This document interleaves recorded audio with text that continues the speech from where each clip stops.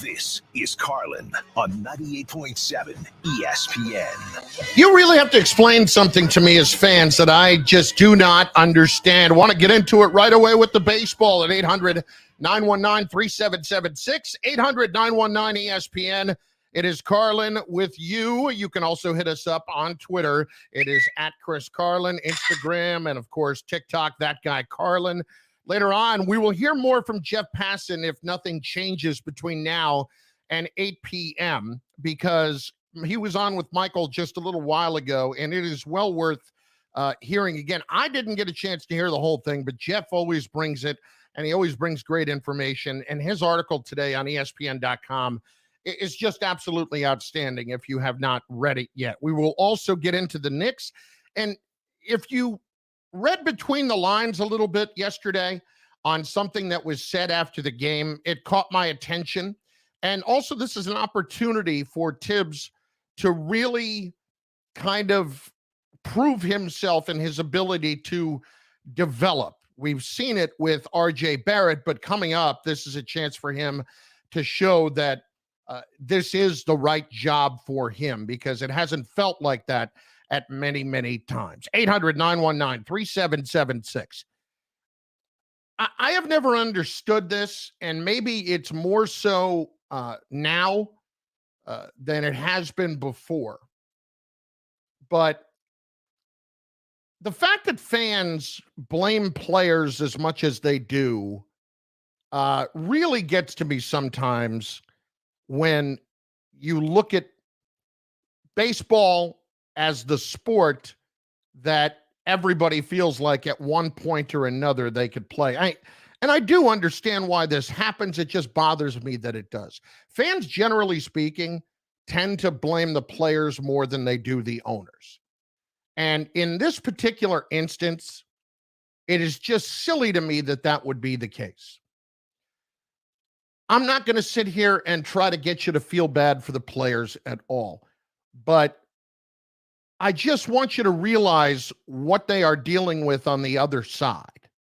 It is basically the difference between you and the people that own your company, or you and the people that are the high level executives in your company. They make X amount more than you do, 5, 10, 15, 20, 30, 50, 100 times more than you do in terms of your salary. And that's very similar to what happens in baseball. Now, look, people look at players and they say, oh, I'd kill to be a player. I'd go out there and I'd do it for free.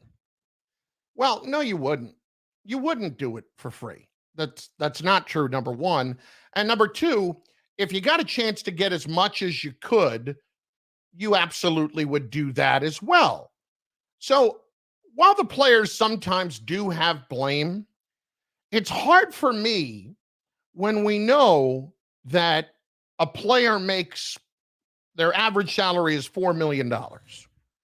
It's hard for me to wrap my head around the fact that the fans will go after that player when there is a collective bargaining agreement dispute or a financial dispute or anything like that, when in turn, the owner of a particular team is probably worth, on average, somewhere between $4 and $6 billion. Why do we do this? Because we know what the player makes, but we never know what the owner makes. Until this year. This past year, Michael pointed this out earlier, and it's 100% accurate. The Atlanta Braves, who won the World Series, are a publicly owned company. They're owned by a publicly owned group, right? So they have to report what their earnings are. And before the playoffs, before the World Series even came around last year, the Braves made $110 million profit in that 1 year. $110 million profit in a city that, frankly, is not a great sports city in any way. In any way. So when owners are there to plead poverty and how things are going to kill the game, no, they're lying. They're lying, guys. Take away for a moment the fact that they're playing baseball and the fact that their salaries are what they are. I'm not asking you to feel bad for the players. If you're working in a job and you're on the same level as a lot of different people, okay? Let's say that your average salary of the people that you work with went down 4 consecutive years. Is that right? Is that right? No, it's probably not. Unless that business is really losing money, it's probably not.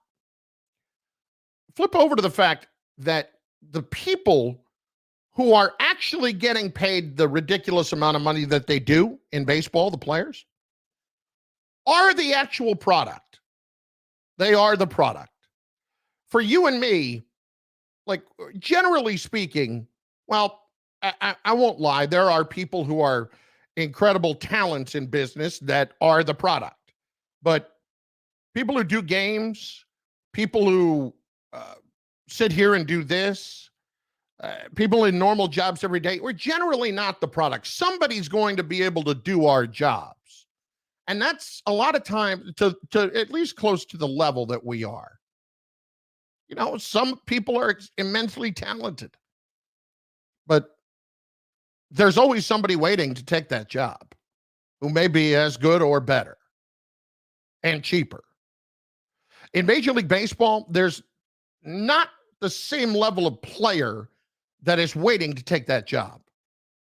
If you're a star or if you're in Major League Baseball, like they may step up, but the chances are of them being as good as you, if you've reached a level where you're making $4 to $5 million, is not terribly good, believe it or not. And the people go to watch the players. The people go to watch the players. In our job, we're not the product. The product is the airtime, or the product is whatever you do for a living. If you're working for a company, if you're working for Amazon and you're driving, or if you're working for, you know, the subway system and you're driving the trains, things like that, we're not the product. The product is just that, getting people back and forth to where they need to. Somebody else is ready to take that job. But if you saw your salaries go down 4 years in a row, and at the same time, people are coming to see you, that wouldn't bother you? That wouldn't bug you? When you're dealing with billionaires who are signing new contracts with television companies every day. I mean, baseball is now in talks to have more of their games on over on Peacock, and get another 100 million here and another 100 million there, and get the playoffs expanded and do all these kinds of things. Guys, don't be fooled. Baseball is not losing money in any way. In any way. Salaries have gone down in average major league players. It's absurd that it's $4 million a year. I understand that. But they've gone down, and revenues have gone up like 40%. Does any of that just collectively seem right? Billionaires own these teams, and how they got to be billionaires was by cutting as much or doing something as cheaply as possible, and then making incredible deals on the other end to try to sell it. That's how they got there. Deal making, unless they inherited a team. Making great deals.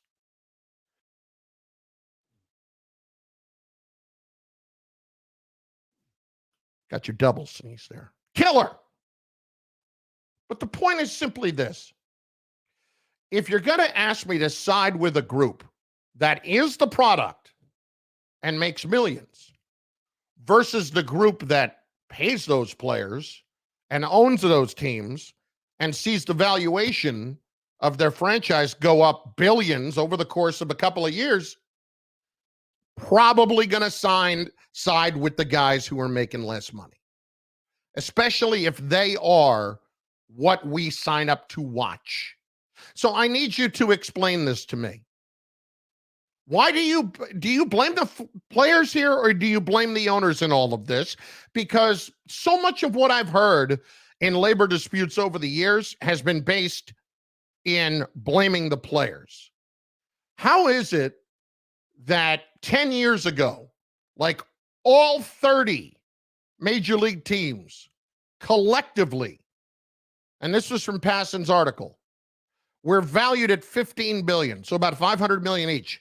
And now collectively, 10 years later, they have more than tripled in value. How is that? Please explain it to me. 800-919-3776. Do you blame the players? Do you blame the owners? We're going to keep you updated as developments come, certainly. If there is news, you will have it right here. There is no need for you to go anywhere else for your news this evening, because the big fella has got you. Nothing new there. You already knew that, didn't you? You're on the phones next. Lines are open. Do you blame the owners? Do you blame the players? And frankly, how are you going to feel if they're going to kill more games? Like, where is your breaking point? That's what I want to know. We all sit here and say, I'm giving up forever. I'm not doing this. I'm not doing that. Like, where is your genuine breaking point this year with it? Lines are open, so let's get on board. 800-919-3776. Carlin with you. We are just opening the whole thing up. It's Carlin. Double sneeze. Killer. On 98.7 ESPN. Limited data for only $29.99 per month each when you get 2 or more lines. Two league negotiators headed back to the players' side. Plus, there are no added taxes, hidden fees, and no contracts. Try the Spectrum Mobile Savings Calculator today, and in 3 easy steps, you'll see how much you can save. Visit spectrummobile.com/save. Offer valid for new customers on 2 or more unlimited lines. Spectrum Internet required. Restrictions apply. Visit spectrummobile.com for details. PSE&G offers energy-saving programs and products for your home, your workplace, and everywhere in between. Count on us for everything from expert advice and professional energy assessments to instant discounts and rebates on Energy Star certified lighting and appliances. And when you're ready to start using less energy and enjoying lower costs each month, we're here to help. Visit pseg.com/energy efficiency today.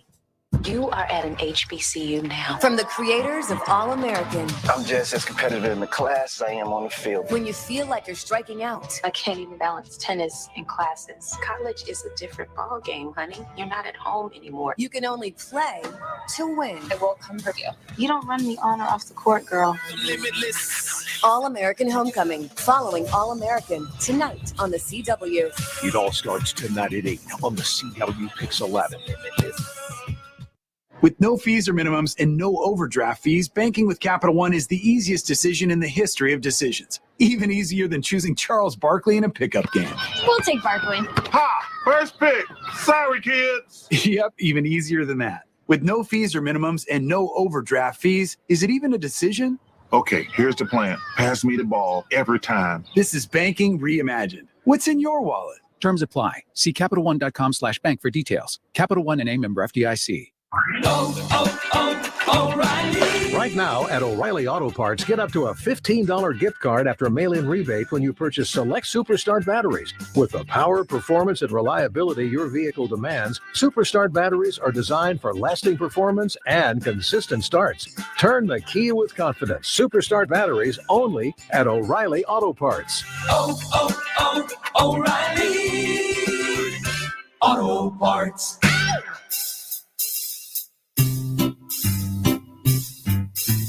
1-877 Cards for Kids. KARS Cards for Kids.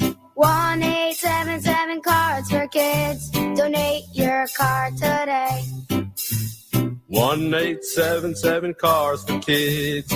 KARS Cars for Kids. 1-877 Cars for Kids. Donate your car today. To learn more about our programs and to donate, Go to carsforkids.com. That's cars with a K. Pickup is quick and easy. You'll also get a vacation voucher and maximum tax deduction. 1877 Cars for Kids. KARS Cars for Kids. 1877 Cars for Kids. Did you see that Joey Gallo made a LinkedIn today? Now accept. No, he did. Yeah, I'll retweet it right now. Here we go. Come back here. See, now this is funny. Two things. Brian Munguia just brought my attention to the fact that Joey Gallo just made a LinkedIn. He's going to need a job here. You know, that's funny. That's funny. Did he complain? Is he complaining in the LinkedIn that he'll only go and work somewhere where they don't have the shift like he was doing the other day? Dear God. I mean, Joey, how am I supposed to hit doubles? How about this? Learn to hit the other way. Well, actually, his skill set is striking out, hitting into the shift, getting dressed weird. So he does have a good sense of humor. Look at him.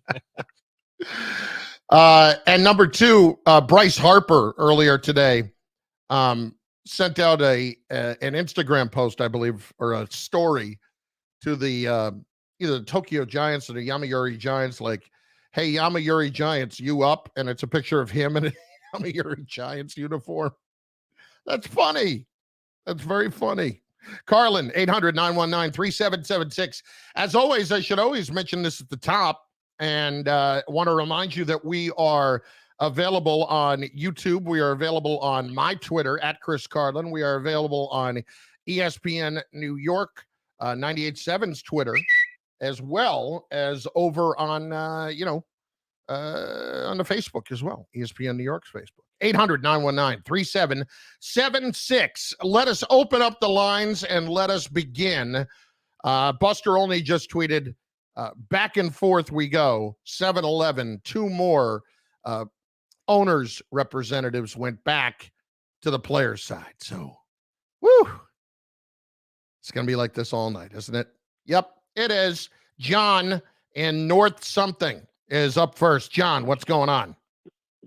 Hey, Chris, North Babylon. North Babylon, what's going on? How are you?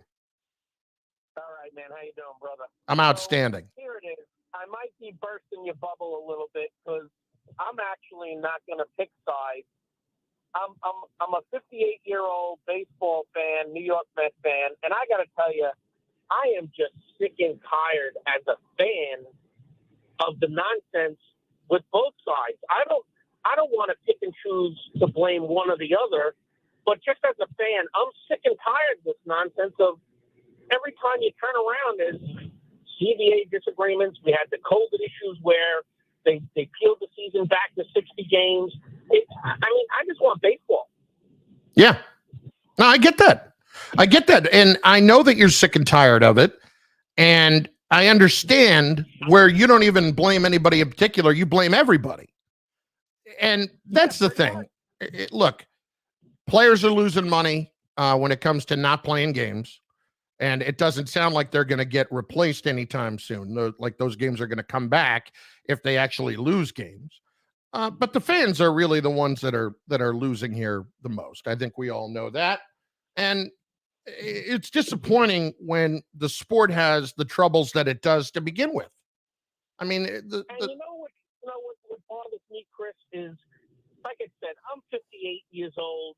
I remember when I took my son Anthony to baseball games back in the day, and it's almost like they're pulling away reasons to take their family and kids to watch them play. And that's not the player's fault, but I remember as a kid going to Shea Stadium. They had Banner Day. They had double headers where, you paid the one ticket and you watched two games. You got to go watch batting practice, and the players would come over to the stands and they would sign autographs. They had Old Timers Day. Now, the Mets are bringing that back this year, but for so many years they took it away. And they're crying about the youth going away from the sport, but they're not giving the youth any reason to go. No, they're not. And thanks for the call. And, not to sound like just an old guy, crotchety old guy. I mean, look, if I were to rank top 5 days of my life, It was when my dad surprised me with opening day tickets in '85 for the Mets at Shea and held me out of school. Like, when you think about the days in your life, where do you rank them all? You know, my wedding is up there. There are a few others that are up there as well, but that's a top 5 day right there. And my dad and I, like, he passed away when I was 15, but like, we didn't have the tightest of relationships. It got better later, but he passed away at 60. But my point is that, like, everybody that has, as he was talking about, that same ability to potentially get a chance to have those kinds of moments, kids are not as much interested in it, and they're trying to find ways. On the video stream right now, I'm seeing the replay of the Gary Carter home run. And of course, I was not there for that. We left early because I had baseball practice, and I was in the car in the passenger seat getting a nasty look from my father as we're listening to Murph with the call of the home run. Like, really? We left for baseball practice in early April. That's what we did? Fair. Very fair. And I didn't complain to go leave for practice, but, you know, it was like, I got practice. I probably should be there. My brother was the coach of the team. Like, I probably should be there. I'm, you know, I don't know. Going to be one of the leaders of the team, supposedly. But it's a little league team, and I'm thinking that way. What, are you kidding me? Come on. Anyway, point is simply this. They are taking away, as he pointed out, those chances to have those kind of days. And it's not like the kids are lining up to do that right away. How about Dave in the car? Dave, what's going on, buddy? How are you? You're on 98.7 ESPN. Hey, Chris, what's going on tonight? How are you, bud? So I agree with you. I equally dislike both sides. They can't see the forest through the trees. They don't do anything to help the sport out long term. Whether it's 9 o'clock games on the East Coast, 3.5 hour, 4 hour games, they're both equally at fault. I do agree with you that I would blame the owners more because they refuse to open up their books. But for long-term viability of the sport, I just don't see a way around it of not having more of a salary cap with a floor, because the players go in there, they preach competitive balance, yet they want a top tier of 275 million that the owners can spend, knowing there's only about 3 or 4 guys or teams in the whole sport that can spend it. When you got other teams spending 50, put a 230 top with a 130 bottom, and if you can't do the 130 bottom, you got to go. I mean, this is about the long-term viability of the sport. Like you said, they'll make their money, and they can move on and bring somebody in that can afford it and build the sport through the city, because it's dying on the vine and nobody seems to care. Well, the owners have to have some sort of a floor if they want to have this luxury tax be as damning, not damning, that's not the word, be as, well, frankly, taxing as they want it to be at 50% in the first year. I mean, that's as much of a de facto cap as you can have. And I don't want to get too much into the weeds because it starts getting boring and my eyes are going to roll back into my head. But at the same time, you're right. If there's going to be some sort of a soft or at least a semi-hard cap, there's got to be certainly a semi-hard floor. I was uncomfortable saying a lot of that, Dave.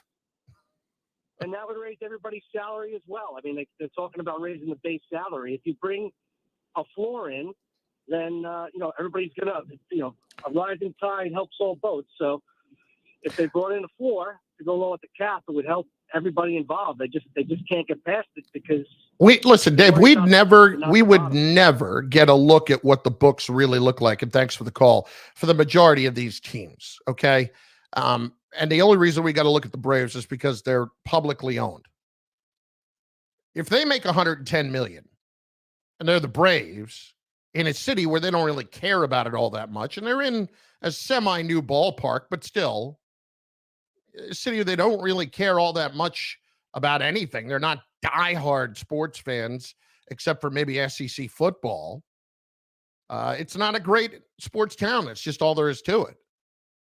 and that aggravates you. Now, am I going to sit here and tell you that the Marlins are making billions? No. But if the whole Jeter thing happened for the reason that we all think that it did, which is that the Marlins ownership and everybody else involved, the people that were running the team, basically were not ready to go and spend more money to make them better and more competitive, then, I mean, would you blame Jeter for wanting to get out of there? Or was it because, you know, it wasn't even about going out and spending a ton of money. It's about trying to be more competitive than they have been. We'll get into Jeter and his thing a little bit later on. Right now, let's get Chris in Long Island in there next. Chris, what's going on, buddy? How are you? Good. How are you? I'm good. What do you got for me tonight? So I definitely blame the owners more than the players. All right. Just pretty much agree with what you said. But you asked about what your breaking point is as a fan, and I definitely kind of hit mine already because I have season tickets to the Yankees, and I'm already looking to get rid of them, get refunded, get my money back because I'm kind of sick of all this back and forth between them, and I don't really see an end to it. Like, even if they come to an agreement now, I feel like we'll just be back here in another couple of years with the same thing. Yeah, they won't even be like the NFL and make like a 10-year deal. They'll make a 5-year deal.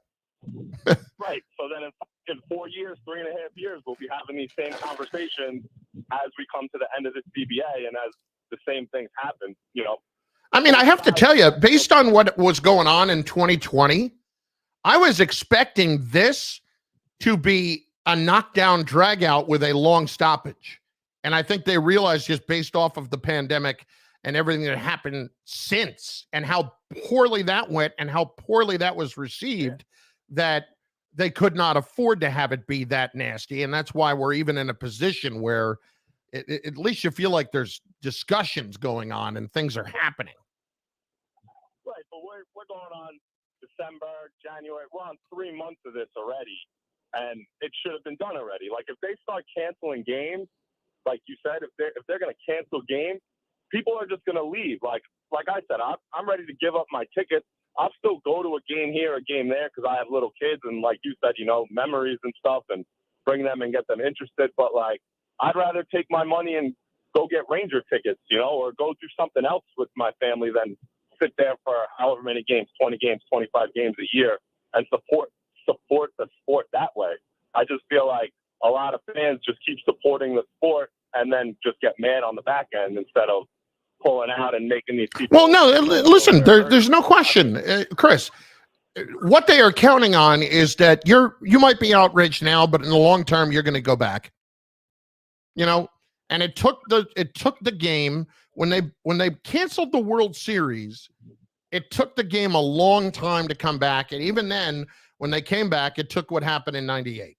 It took the McGuire-Sosa thing to get people excited about the game again, which, as we all found out later, was based completely in performance-enhancing drugs. Yep.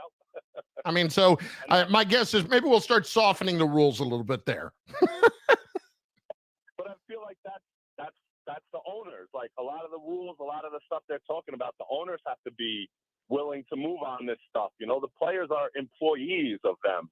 So, yeah, the players have some fault in this, but at the end of the day, there's stuff that they're trying to get are stuff to better their employee status and help out where, you know, the owners have been so, I don't know, like stuck in their ways for so long in this sport that, you know, like another caller said, they don't do anything for kids to bring kids in, to bring more excitement into the sport. Like, I just feel like from where I was as a kid to now, I feel like it's almost a dying sport as opposed to something that's going to come back and going to be better. Yeah, no, listen, it feels that way, and thanks for the call. I have trouble motivating to go to a game at Yankee Stadium or at Citi Field anymore because I know, first of all, I live a ways away, but that's not the real issue. I live out, you know, in Western New Jersey, right on the Pennsylvania border. So it's it takes a while to get there. That aside, though, that's not the issue. The traffic in and around it, how much the tickets are, how much the parking is, how much everything's going to cost at the game, and the game is interminable. I don't want to. I always thought I would never be the guy that leaves games early, yet I do. Admittedly, I leave games early, and I hate that about myself. I really do, but I can't sit through 3.5 hours of it every time for something that, a lot of times isn't what you hope it to be. I couldn't wait to go to games when I was younger. I couldn't wait. I've told you. I basically forced my brothers to take me the day that Keith was making his Mets debut at home. Forced them. And I'll go this summer when Keith gets his number retired, but I don't look, and that's just when I was a Met fan. When the Rangers 10 years ago were in the World Series, like, I put aside a good amount of money, and thankfully, because I was fortunate enough to have some connections to buy tickets, I could, but like, I traveled, I went to games, I did whatever I had to do, because when am I going to see them in the World Series again? Every year, I used to make a trip just on my own to a city and watch the Rangers on the road and watch like 2 games and just, go scalp tickets right before or whatever and just enjoy it and just take it in. I haven't done that in 4 or 5 years now, because it's not because I'm old. It's just because the game does just not appeal to me in person nearly as much as it used to. And as much as the financial parts of it have to get addressed, oh my God, the problems actually on the field are the bigger things that have to get addressed. And we haven't even gotten there yet. But there's no doubt, there is no question, the owners are more than happy to miss games in April. Why? I'll tell you why. It's Carlin I just want to ride the bike on 98.7 ESPN. If someone You are down, Chris. All right. be it a child aging, Chris, can you do me a favor? Yeah. Can you do me this line, just for the freaking Rutgers read? you're The one that you did with for Steve. I thought they cut the end off. It didn't sound as good, did it? Yeah. Yeah, of course not. Like, I could have told you that. Like, Steve has been driving me absolutely nuts. Oh, he drives everybody nuts, dog. But I mean, specifically lately, Yeah. because like, he sent the note with the Rutgers read on Friday and said, do it Monday night. And he sent another note today. Like, I got it, bro. Yeah. I'll get it done. Yeah, I know. And I know you always get it done. Yeah. Anyway, yeah. So let's do that here.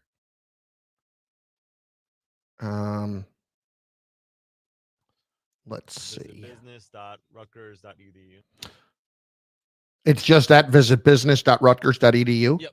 Yeah. Everything else I Okay. can cover. Just that one. All right. 3, 2, 1. Visit business.rutgers.edu. I'll do it one more time. Visit business.rutgers.edu. Thank you so much, Chris. I appreciate it. No problem. I'm a victim. We'll work to fix it. No one can monitor all transactions, but you can save up I love you, Stevie. You're driving me nuts. with promo code news at lifelock.com. Drives everybody, trust me. Starts here. Going to the bathroom every half hour isn't normal and could be a sign of an enlarged prostate or BPH. And it's not Not something you, need Steve to live Brzezinski. with. Resume water vapor therapy treats the cause of your BPH so you can get back to your life. This short in-office treatment shrinks your prostate, providing relief from your BPH symptoms. No surgery, no drugs. To learn about the risks and benefits of Resume therapy, visit Resume.com. That's REZUM.com, or ask your urologist. Sponsored by Boston Scientific. Hey, it's Rick DiPietro, and I want to tell you about the Jackpocket app, where you can play official state lottery games like Powerball and Mega Millions right on your phone. Lottery players on Jackpocket have now won over $100 million, and Jackpocket is the top-ranked lottery app in the U.S. No more waiting on lines. Play anytime, anywhere. Download the app for free or visit jackpocket.com and get your first Mega Million or Powerball ticket. Hey, the hoops update. What is that one? And wants help, call 1. I send it to you. Visit Is it in the... for full term. I guess they're getting ready for like March Madness stuff. That's why. Betting Right, today but could be part of it right I here in New don't... York. Well, Rivers wait a online second. Hang sport- on.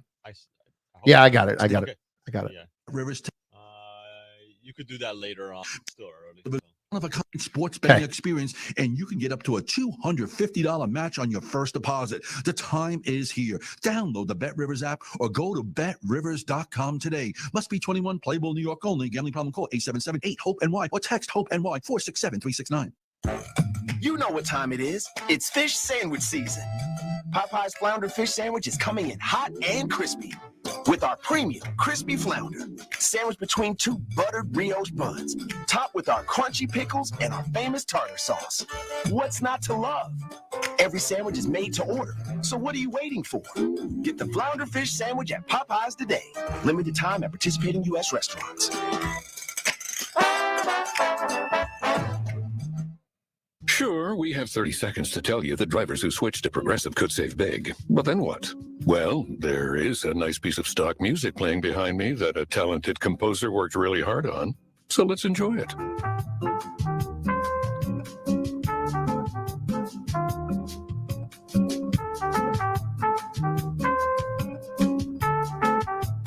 Wow, almost overshadows the saving big when you switch to Progressive part. Progressive Casualty Insurance Company and Affiliates. Hi, this is Joe Cordell with the law firm Cordell & Cordell. When the prospect of divorce becomes a reality, you need a partner that you can count on. If you're a man in this situation, consider contacting Cordell & Cordell. All right, Chris, coming back in 20. Complex legal matters for 30 years. 866 Dad's Law, 701 Eastgate Drive, Suite 310, Mount Laurel, New Jersey, 08054. Diana Magala, licensed in New York and New Jersey. Joseph Cordell, licensed in Missouri and Illinois only. CordellCordell.com.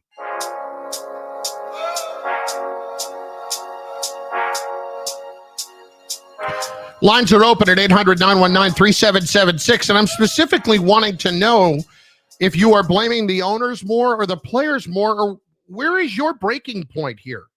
Nothing new tonight. We're going to keep you updated throughout the evening. If nothing happens between now and 8 o'clock, at 8, you're going to hear Jeff Passan, who was on earlier with Michael, and it is well worth your time. I have heard most of it, but want you to hear the whole thing. It also includes some talk, not just about what's going on here, but also about Derek Jeter as well. 800-919-3776. It's Carlin with you. Look, the other thing here to remember is that they have absolutely no problem, the owners, in missing games in April.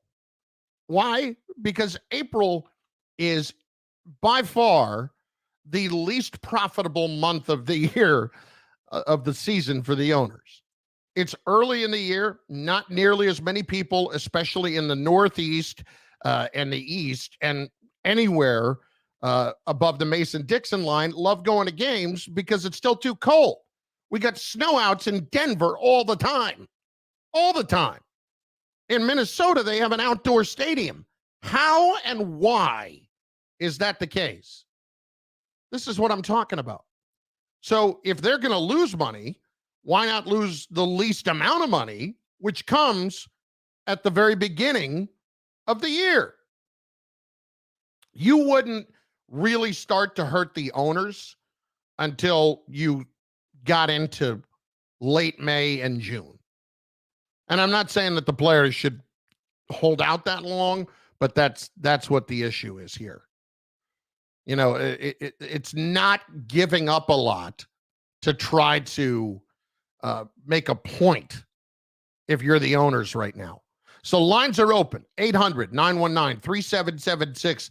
Who do you blame the most for what's going on right now? The owners or the players? And why is it exactly that fans don't ever want to blame the billionaires over the millionaires?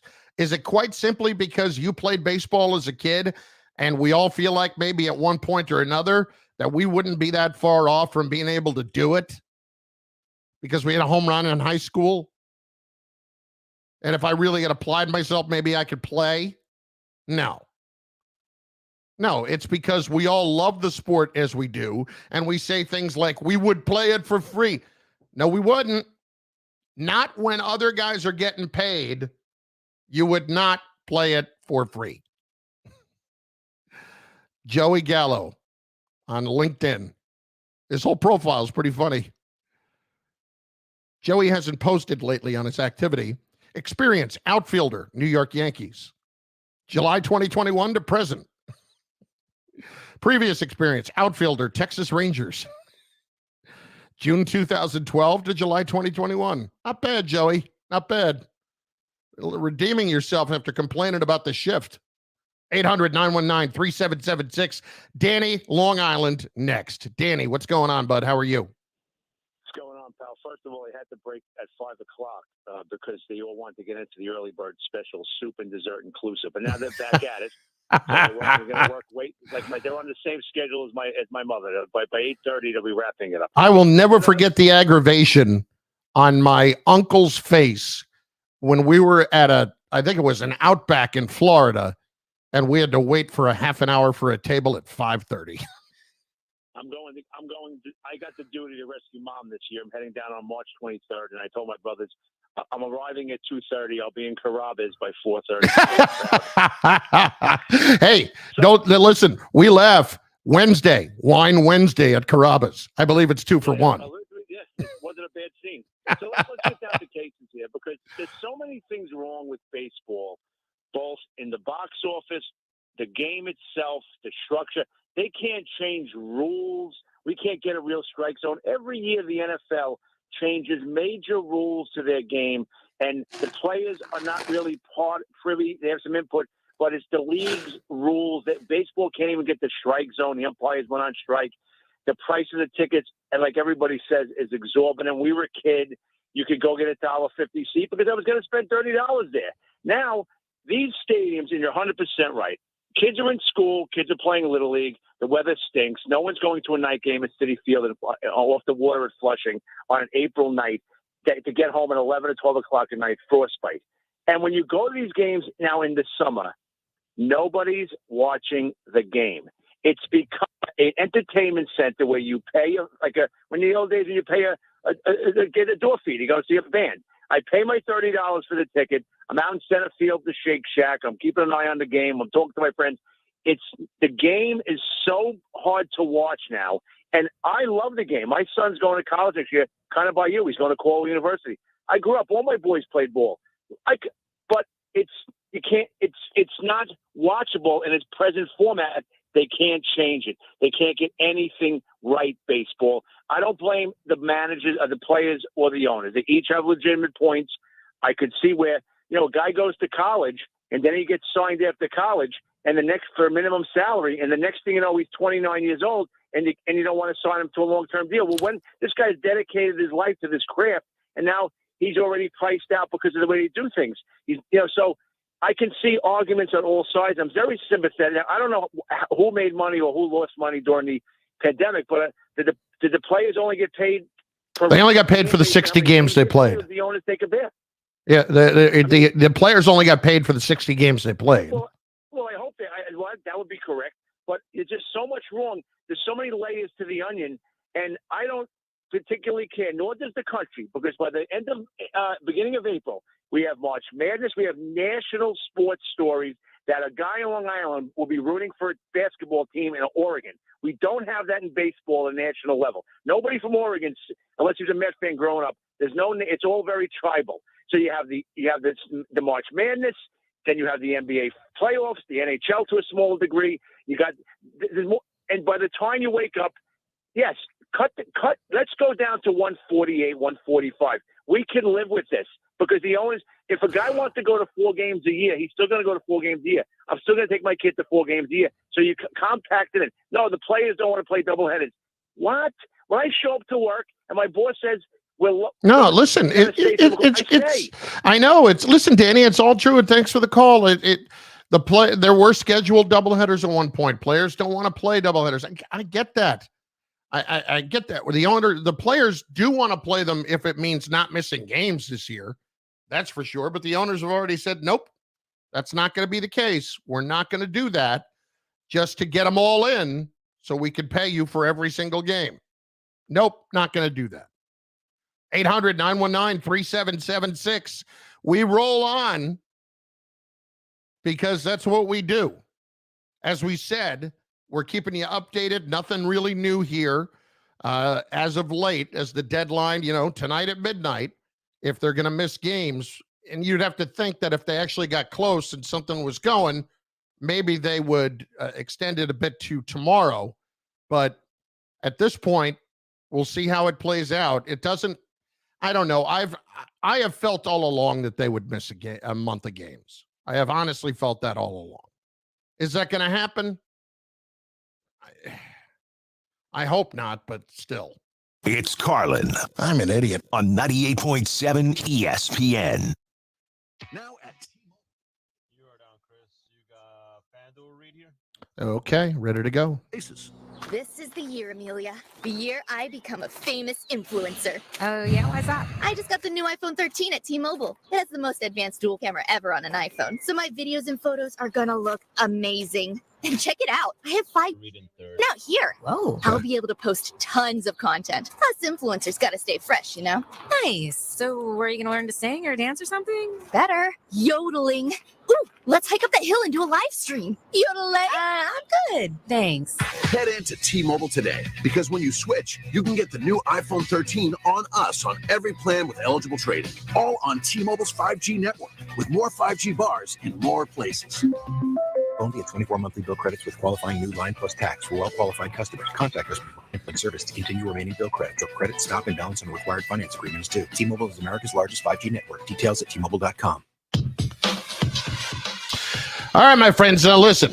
I love betting new player props or game props. And with FanDuel Sportsbook, you can combine prop bets from multiple games and now even multiple sports. It's called Same Game Parlay Plus, found only on FanDuel. Combine NBA player props you love with your favorite NHL scores for a chance to score an even bigger payout. Now, look, for instance, this week, as I'm looking at games, I'm going to go look, and I always try to do one particular thing. One player on points, one player on assists, and the money line on a particular game, or the over-under on a particular game. I try to work with that formula. That's what I enjoy the most. But you can build your own. You don't want to build your own same-game parlay, that's fine. We got options for you. You can check out the popular same-game parlay section and join bets with other users that are jumping on. I've done this, and I've won. And customers won a total of $1.1 million during the Bucks-Lakers game last month. If you're new to FanDuel, you can always sign up with the promo code Carlin. And guess what? You're gonna get that first bet risk-free up to $1,000. That's promo code Carlin. 21 and older, present in New York, New Jersey, or Connecticut. First online real money wager only. Refund issued as non-withdrawable site credit that expires in 7 days. Restrictions apply. See terms at sportsbook.fanduel.com. Gambling problem? Call 1-888-789-7777 in Connecticut, 1-800-GAMBLER in New Jersey, or 877-8-HOPE-NY in New York. The creators of All-American. I'm just as competitive in the class as I am on the field. When you feel like you're striking out. I can't even balance tennis and classes. College is a different ball game, honey. You're not at home anymore. You can only play to win. I won't come for you. You don't run me on or off the court, girl. Limitless. All-American Homecoming. Following All-American tonight on the CW. It all starts tonight at 8 on the CW Pix 11. Then at 10. New York's fastest growing local nightly newscast is the Pix 11 News at 10. We promise to deliver our viewers here at Pix 11 Connection. I'm glad you came out. The times may change, but the stories we actually care about don't. It's keeping your family safe. We want to make sure that we are there for that every step of the way. Tamsin Fidel, Corey Chambers, and Mr. G. We are New York's very own. We're delivering every night at 10. Right after an all-new All-American Homecoming. Do you want to gain stability, benefits, and experience? As a youth development specialist with the City of New York, you can build a solid civil service career working with NYC's youth. Start earning over $47,000, and in 6 months, you could get a $5,000 bonus, earn a pension, paid overtime, healthcare, and in just 5 years, over $62,000. Apply now at nyc.gov/YDS. Make a difference in the lives of our youth. Become a youth development specialist today. Learn more at nyc.gov/YDS. At LensCrafters, we value expertly tailored eye care, provide state-of-the-art eye exams, offer a wide assortment of designer brands and high-quality lenses. Because everything we do at LensCrafters is for every sight that makes your life special. We offer 50% off lenses with frame purchase, shop in store and online. Book your annual eye exam now on LensCrafters.com. LensCrafters, because sight. Eye exams are available at the independent doctor of optometry at or next to LensCrafters. Doctors in some states are employed by LensCrafters. Offer valid to April 3rd. See associate for details. We can argue about the melty half slice of cheese or the creamy tartar sauce, but no one can argue that a fillet of fish could exist without the smooth, perfectly steamed buns that hold it together. Well, no one we want to know. Anyways. Go all in today with a fillet of fish. 15 seconds, Chris. And enjoy it with a $1 any size Sprite. Only at McDonald's. Price and participation may vary. Single item at regular price. Cannot be combined with combo meal. I told you long ago on the road, I got what they waiting for. Top of the hour, you're going to hear Michael's interview earlier today with Jeff Passan, and it is, trust me, well worth your time. 800-919-3776. Dove in Huntington is up next. Dove, what's going on? How are you? Hey, Chris, it's been a long time. It's a pleasure to talk to you again, my friend. Well, the pleasure would be mine. What do you got? Oh, that's such a compliment. Thank you. I didn't really mean it. My initial I know. I had a feeling I was going to, So anyway, listen, my initial point, which was that I think there should be a salary floor, has already kind of been made, and I don't want to kind of, rehash that. But while I've been listening on hold, there's just been a couple of thoughts I've had that I'd like to kind of go to here. The floor, I think, would be the best way to go because it would identify the fake owners, right? The ones who are just either too cheap or unable to, field a good team. And honestly, we should get them out. But more than that, the story of this to me is missed opportunity.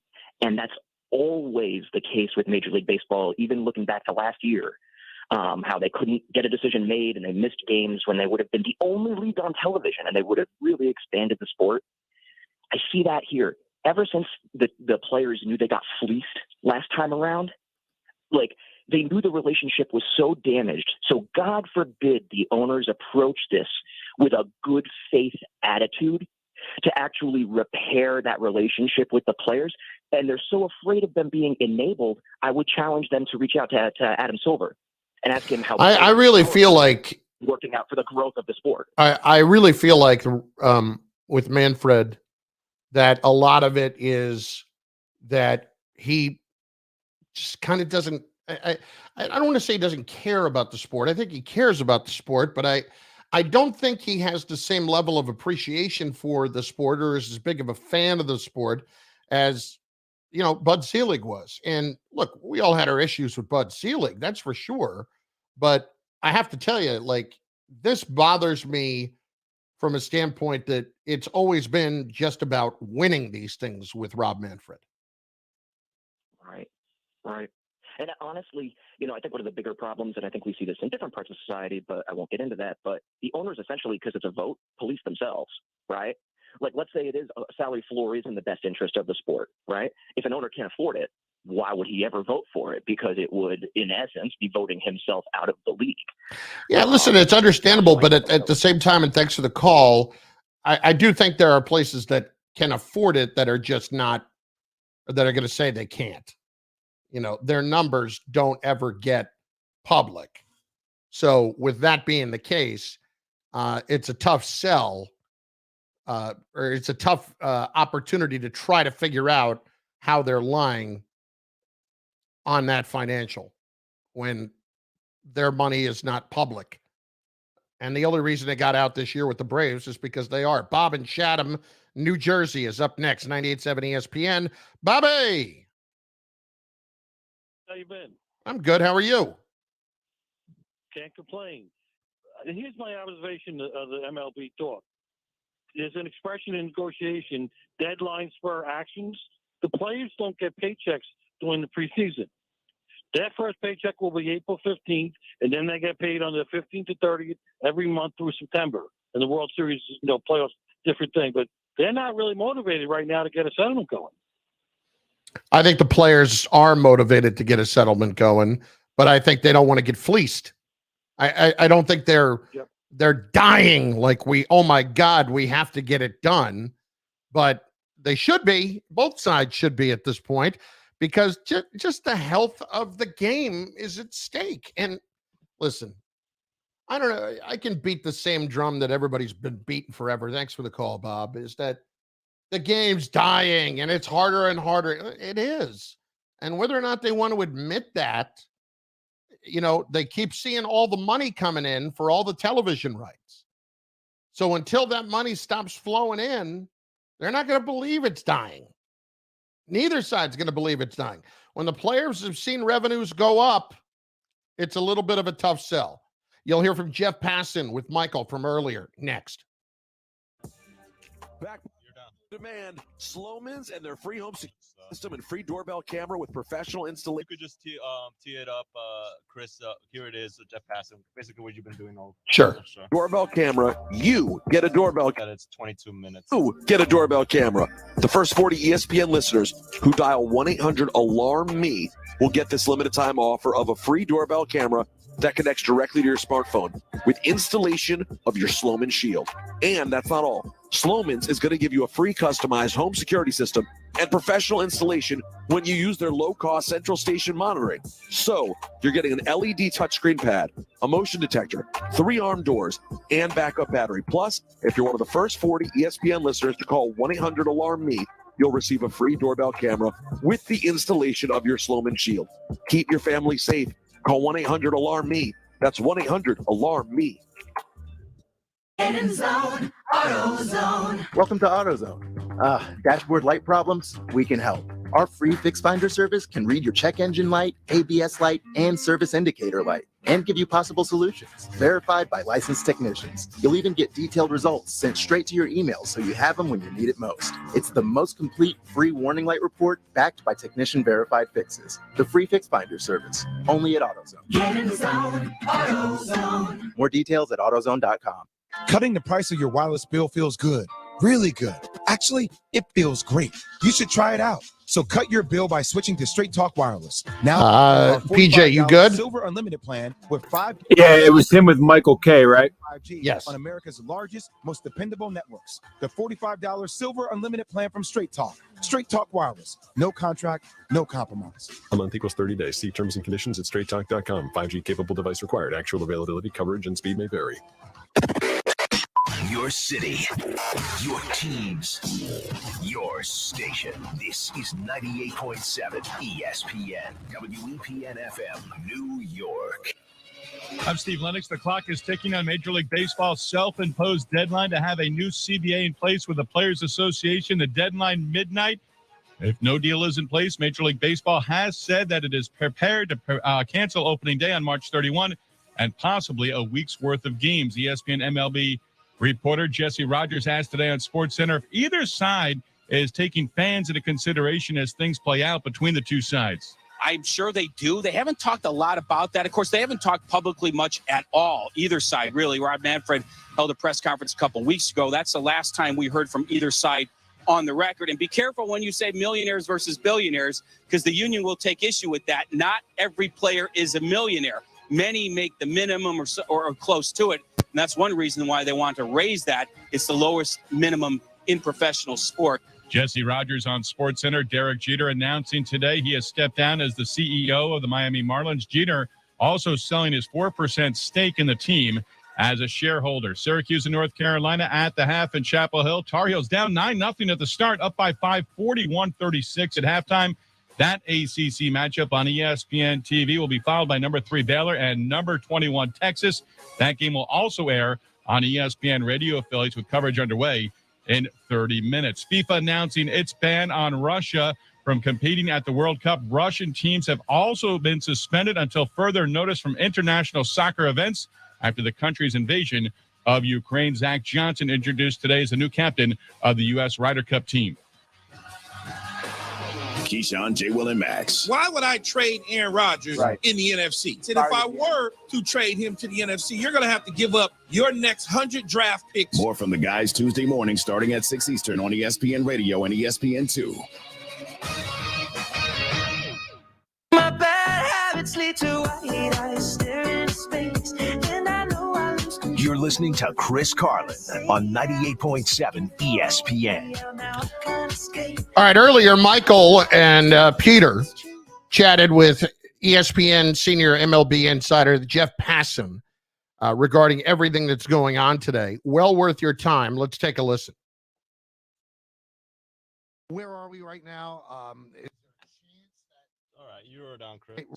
Okay. You want me to let you know when there's 5 minutes and so on, or are you going to be listening? Yeah, just text me, though, because we're on the talk back on the...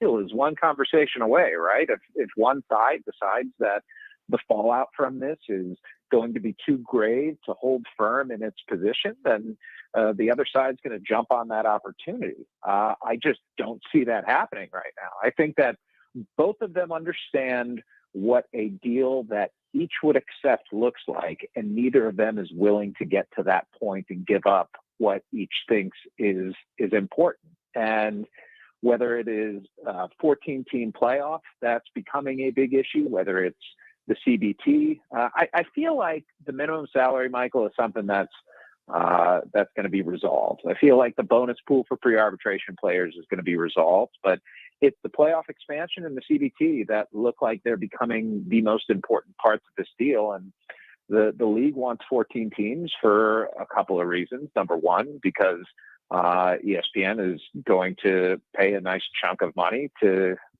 go and broadcast those games. And number two, because I think there's a feeling, and it's what makes the union so reticent to accept it, that it allows an opportunity for teams like the New York Yankees, Boston Red Sox, Chicago Cubs, Los Angeles Dodgers, San Francisco Giants, those high payroll teams to say, well, if there are 14 teams in the playoffs and division winners are not hugely advantaged during this wild card round, then why do these teams at the top end have any incentive to go out and spend money, right? Like if you can get in and have to win, the teams that are under the playoff format that's been proposed, the teams that are not the number one seed are going to have to play a 3-game wild card series, and the division winners get to play all 3 games at home, which is an advantage, but is it a big enough advantage to make up for not winning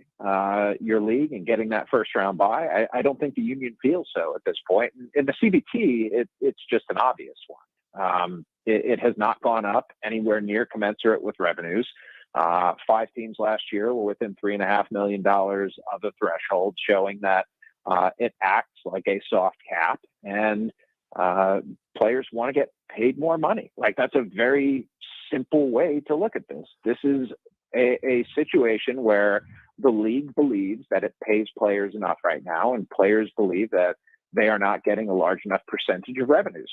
All right, so since this acts more as a cap than a guardrail, I mean, we see that, and as you said, so many teams within 3.5 and they didn't go over.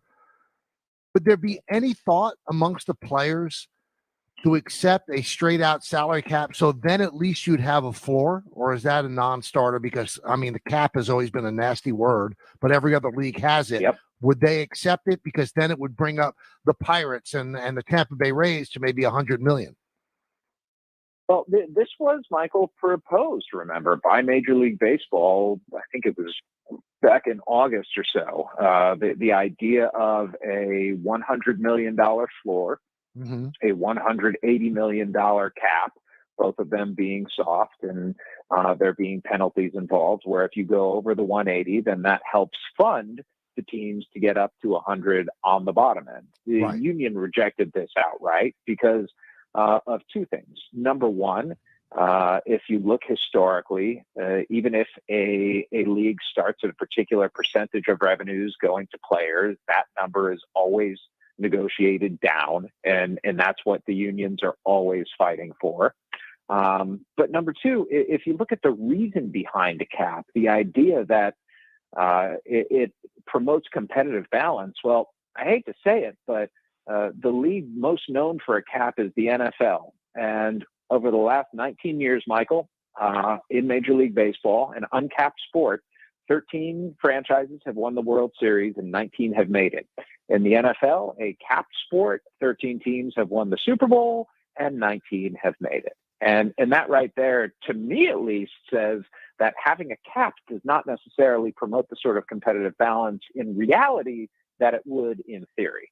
No, I would agree, but I mean, it would. Don't you think that there'd be more money that would be forced into the sport if the low spending teams like the Orioles have to spend $100 million? I think the problem is the incentives would have to be there in order for them to go out and spend it, as opposed to, let's say, if they decide our window is not right now, then what we're going to do to get up to that $100 million is go to the Red Sox or the Yankees or the Dodgers, find a player making $20 or $25 million who they want to get rid of, and trade for him to try and get a couple prospects as well to enrich and enhance their farm system.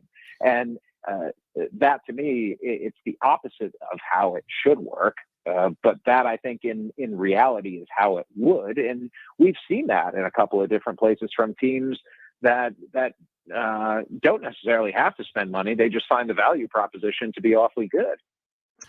Do you believe at all when we get callers from people, Jeff, who say, if they can't get it together, I'm not watching this game when it comes back? Do you take anything from that? What are your thoughts? I don't want to be dismissive toward the desires and wants of fans, because I think that's rude and unnecessary. That being said, I think emotionally in the moment, of course, that's an understandable thought, but that just like when you say, I am not rooting for this garbage team that's going 60 and 162. Well, if 2 years later that team is going 102 and 60 and you're not watching, then you're kind of a fool. Right. I'm wondering, Jeff, when you look at the landscape, it's hard to get a consensus among the 30 teams, because I think there are several teams that want completely different things than other teams do. And I look at this, Jeff, and I'm thinking the smaller market, low spending teams are holding the sport hostage, because I was told on Thursday by somebody that a lot of this is driven by everybody's fear of Steve Cohen spending $400 million out of a payroll. Do you buy any of that? That like the smaller market teams are saying, no, we can't have a team that spends $250 million more than us? I think there's some sentiment there, and I understand why some smaller market teams would say that. And to them, I say, then go and be the Rays. Right. If baseball were a sport, Michael, that showed no path to relevance based on payroll, then I would have a much better time understanding the disillusionment of smaller market teams when it comes to payroll disparity. But wouldn't you say that Tampa Bay, it's awfully tough what they do? I mean, it's brilliant what they do. Not everybody could do that. Yeah, it's tough what they do. It's tough what the Milwaukee Brewers do. It's tough what the Oakland A's have done. If the Rays were simply outliers here, it's tough what the Cleveland Guardians do, and in being competitive most seasons. I think the toughest part with the Rays is not necessarily the difficulty in operationally doing so, because their secret sauce is pretty dang good. I think the difficult part there is having a fan base that understands why they have to do those things, that makes it that hard. And you see, Andrew Friedman took the Rays way out to Los Angeles, and you see what happens when you do it with a payroll. They don't lose their division. They won a World Series in 2020. It's an extremely effective way of doing things. It's just difficult to replicate by other teams. But is it something that the fundamental way the sport has been operated and has worked for as long as it has needs to necessarily be changed for? I mean, I don't think so. And this is someone, by the way, who grew up in Cleveland, right, who lives in Kansas City, who understands the issues that befall small markets. It is tougher. Don't get me wrong, but I also think it's tough in a way to be the New York Yankees. And listen, nobody's going to be crying for the Yankees by any means, but I think the difficult part for the Yankees is that when the money's there, the expectations are outsized as well. Nobody in Kansas City is sitting here every year after a playoff appearance in saying these guys are bums. If the Yankees don't win the World Series, it's a disappointing year. And I think that difference is tangible. It's not going to make me feel bad for the Yankees, but I at least think there is a downside to being a large market, large dollar team where the expectations are that much higher. Talking with Jeff Passan, our very own from ESPN here on the Michael K. Show. Have the owners done the work that if they miss all of April game-wise and don't pay the salaries in April, that they will end up making money? Have they done that work where they feel that April is really fungible? I haven't, I don't know for sure if that is the case. I do know that April, in terms of attendance, is the lowest month in the sport, and that with regional sports networks, the expectation is that there's a particular number of games that teams need to play in order to get paid their full RSN fee. Mm-hmm. So I think if there is any month that Major League Baseball teams would be willing to give up, it would be April. But we also have to weigh that, Michael, against the downside of what happens when you lose the beginning of a season, when opening day gets pushed back, the negativity, the disillusionment among fans. Like, all of those things are very tangible, very real, and very difficult to put dollar signs on, right? So logically, it makes sense that if Major League Baseball is going to stand on a very specific line, then that line is going to include an April being missed. But are we at that point yet? No, because I don't think, even though Major League Baseball looks like without a deal it's going to announce games being missed, I'm just not buying that quite yet. If progress is made over the next, over today and over the next 7 hours before we hit the end of this deadline, you're telling me that MLB on principle alone is going to say, you know what, even though we're 31 days away from opening day, we're just going to cancel this thing right now? No, of course not. It would be a foolish thing to do. So to me, as much as MLB said the deadline is February 28th, I look at the middle of next week, probably more like a week from now, as being more like the real deadline. It's not like MLB hasn't gone through a season before where it had a 3-week spring training. It happened 2 years ago. And the argument that injuries went up, that's a problem. That's not great. It's not ideal. But nothing about this is ideal right now. And doing something on principle when the alternative is better in both the short and long term seems like the sort of thing that the league and the players would do. Do you think that each side knows what side is going to eventually blink? Because there's going to be baseball this year, Jeff. Somebody's going to have to give in. Which side is more likely to give in? And if that side knows it's going to eventually give in, why not give in now and make nice? Because I'm not sure that Major League Baseball is used to giving in or playing nice.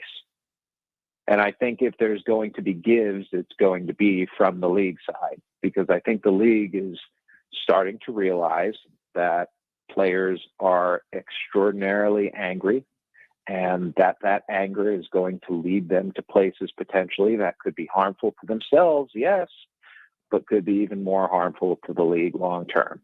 And so I think the players are going to get the minimum salary bumped up to a much higher number. I think the players are going to get the bonus pool for pre-arbitration players bumped up to a higher level. And when it comes down to it, it's going to be an argument over 14-team playoffs and the competitive balance tax. That's where I think this thing's going. Derek Jeter resigning today. Does this have anything to do with this? I was thinking out loud, not having anybody tell me this, Jeff, that Derek Jeter was an adored player by players too. Does he want to be attached to this stink if this thing really goes south? I don't know how much it has to do with that. I mean, look, when you're with the Miami Marlins, whether it was during the Jeffrey Loria era or during the Bruce Sherman era right now, there's always a question about how much the organization is going to spend. I will say this about the Marlins. under Derek Jeter, they put together an awfully good farm system. And I'm not saying that they're going to be up there competing with Steve Cohen's Mets going forward, but I will say this: if the Mets have as good a rotation in the next 5 years as the Miami Marlins do, they are going to be really, really good, because the Marlins' young pitching, Michael, not just Sandy Alcantara. I mean, they've got guys coming, whether it's Sixto Sanchez, Edward Cabrera, Max Meyer, or Yuri Perez, who's an 18-year-old, carved an A-ball last year and has a chance, I think, to be the best pitching prospect in baseball by the end of the season. The Marlins have a chance to be really good. So clearly something happened in the direction of the franchise that told Derek Jeter he doesn't want to be there. And that something is not insignificant, considering the good things that the Marlins have coming in their future. Go ahead, Pete. Well, no.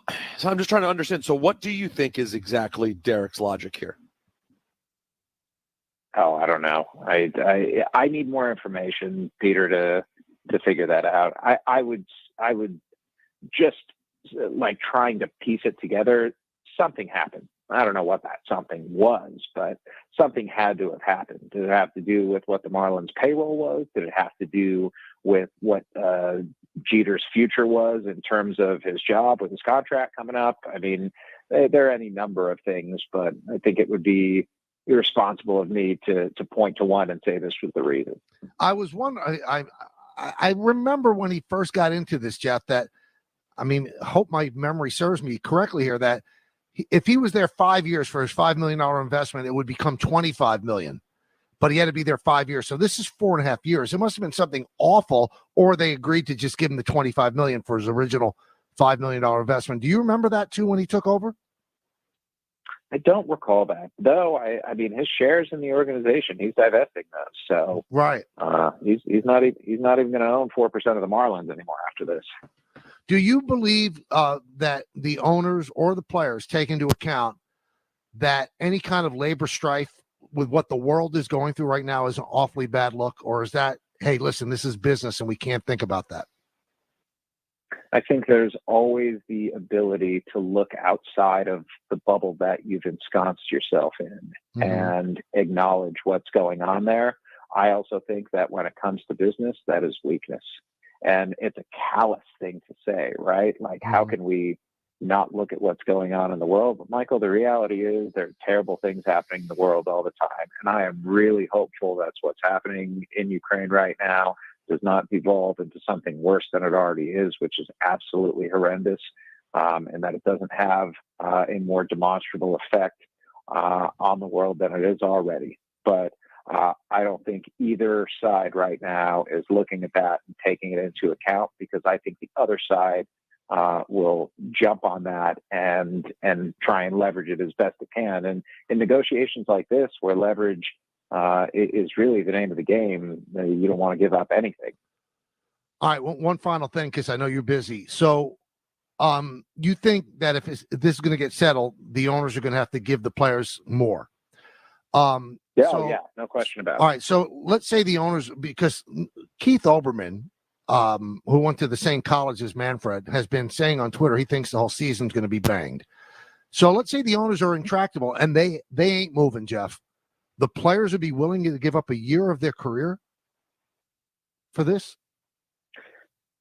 I think if the players feel like what they get out of it is not just good for them, but positions the union well for the next generation of players who are coming forward, then yes, I firmly believe at this point that there are a lot of players in leadership positions who are willing to miss a year. That's amazing. Just amazing. And you know what? As a baseball fan, Michael, I hate that. But as somebody who also understands the perspective of the players, not just having talked with them, but having seen what's happened to them, I don't, for those who haven't read the story I have up on ESPN.com right now, the players are as strident as they are because they feel like the actions of the league have put them there. And there's a very compelling case, which is essentially the hallmark of the column that I wrote.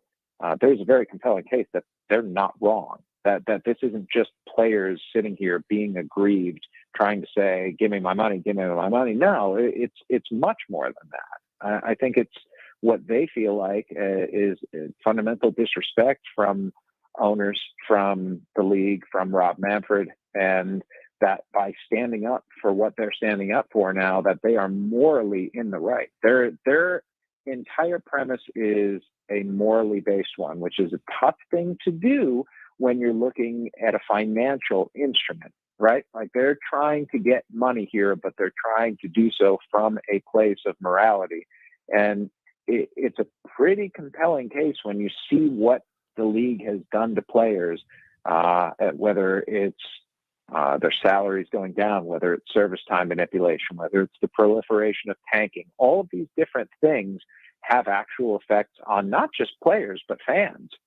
And it's why I think the tide has turned a little bit in terms of the fans. You're always going to have people who say, Michael, this bum makes $4 million on average a year and he wants to complain.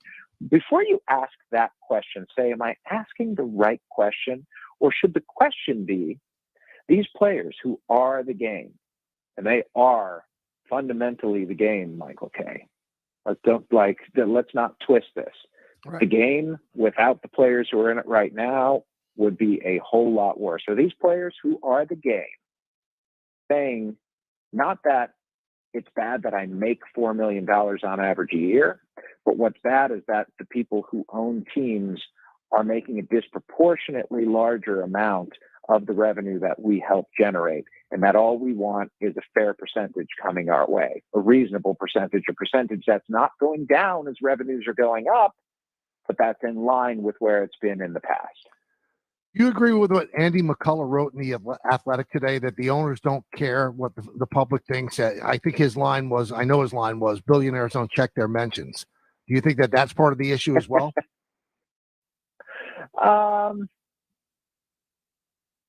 I think that owners care when the bottom line is affected, right? Now, listen, I'm not a businessman, so I've never run a business before, but I do talk with a lot of businessmen, and businessmen start caring when their bank account starts draining. It's the reason why you see the response that you do in crisis management. When there's a crisis, it's only a crisis if the advertisers start going away. And I think in this case, if you have advertisers pulling away from baseball teams, from the sport itself, that's going to be a very, very big sign that baseball is in a bad place. And the last thing that these franchises want, the last thing that these owners want, is for these franchise values that have gone up, Michael, from over the last 10 years, from $15 billion total to $55 billion total, to sit there and say, my investment is losing money. That's when they will cave. That's Jeff Passan, and there's an awful lot there to chew on. And we're going to open lines at 800-919-3776. We're going to get to some basketball here shortly in the Knicks as well. But just a couple of thoughts out of it right away. When you hear that he thinks the players would be willing to sit for an entire year, I mean, holy cow. Can you imagine? Like, I honestly believe that last year, when we had everything that we had, where it just went horribly wrong in and around the pandemic, and it was clear that the owners were set on 60 games and they were just going to make it look good until they got to 60 games. And that's what they did. I honestly believed that we were headed for a lengthy dispute with the end of this collective bargaining agreement. I've gotten a little bit more optimistic lately. And, you know, as we follow the news tonight, it continues to say, well, you know, still working at it. We'll see. All of that being said, it's impossible for me to understand how revenues go up and an average salary goes down when the player is the sport. When the players are what you are paying to go see.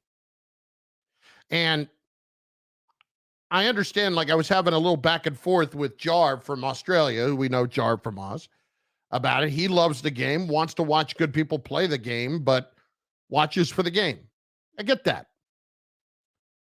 We've seen when guys who aren't as good as major leaguers play the game, what happens?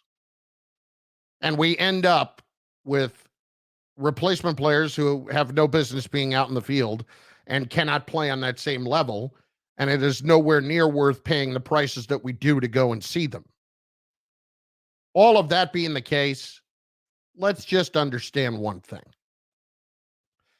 You need the players to have the game at the level that you do, to charge the prices that you do, to get the revenue that you do. You need them. And to have that average salary drop over the last couple of years, Juan Soto's not the average player, guys. He's not. It's everybody else. You know, for it to average out, to have $4 million be the average salary for a player, there's got to be guys on the bottom side too, and those guys on the bottom side are making a heck of a lot more money than most people are. Heck of a lot more money than most people are. However, those guys have scrimped and fought to get to the place where they are, and they are going up against billionaires who own teams by being great businessmen or having them inherited into their, into their possession, whatever it is. Born on third base without hitting a triple. There are some of them in there too. All of that being the case, guys, like, we have to understand, ultimately the players are the game. The players are the game. And the owners make money hand over fist. And your biggest issue is that you know what the player makes, but you don't know what the owner makes.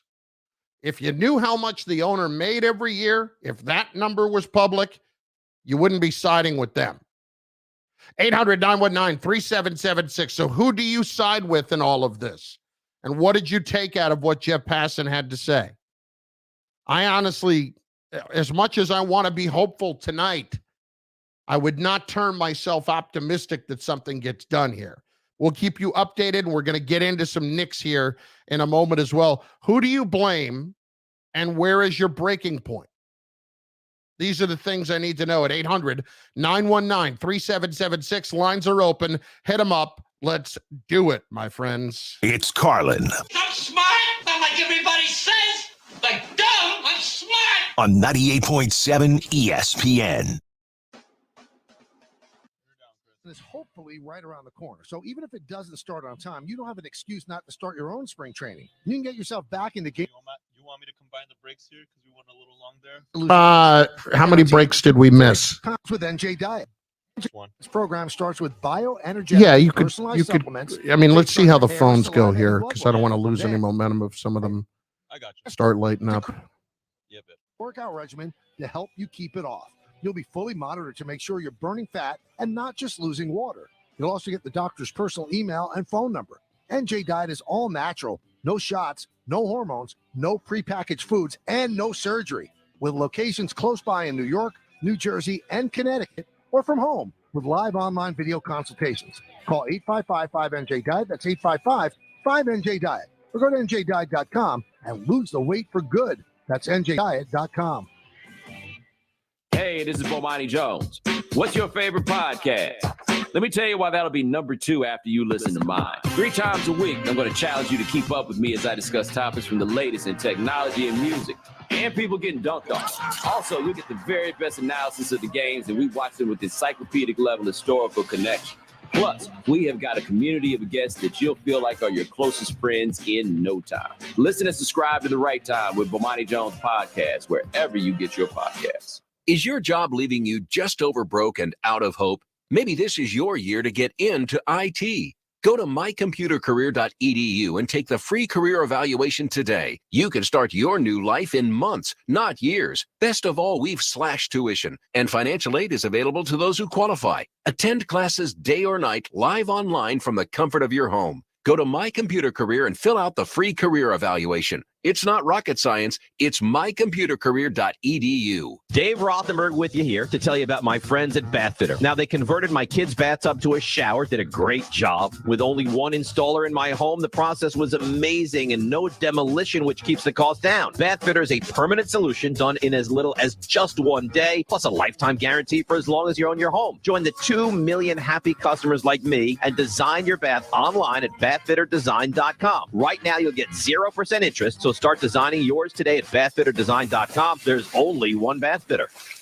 There's a big demand for new and used cars right now, but here's the good news. At Infinity of Englewood, New Jersey, your ship has come in with more than 220 used and certified cars available right now. They have banks eager to lend and so many low-mileage, one-owner luxury SUVs, sedans, and coupes. Visit infinityofenglewood.com to see detailed features including Carfax history. Winter is here. Get road ready at Infinity of Englewood, 60 Rockwood Place off Grand. infinityofenglewood.com. Warmer weather means more fun time outside, but it can also mean more bugs like fleas and ticks. So don't forget to help protect your pets with Frontline Plus for dogs and Frontline Plus for cats. It's easy to apply, kills fleas and ticks fast, and keeps working all month long. So you can enjoy the outdoors and your pets can get the protection they need. That's why Frontline is the #1 name in flea and tick protection. Trusted for over 20 years. Find out where to buy Frontline products at frontline.com today. Saving at the Home Depot means you can do more for less. Like making dishwashing easier with this KitchenAid dishwasher, complete with 3rd-level rack and a Pro Wash cycle that adapts to each load. Enjoy savings on top-rated appliances online, in-store, or on the Home Depot app. The Home Depot. How doers get more done. U.S. only. Coming back here, Chris. Okay. 10th through March 2nd, 2022. Free delivery applies to orders of $396 or more.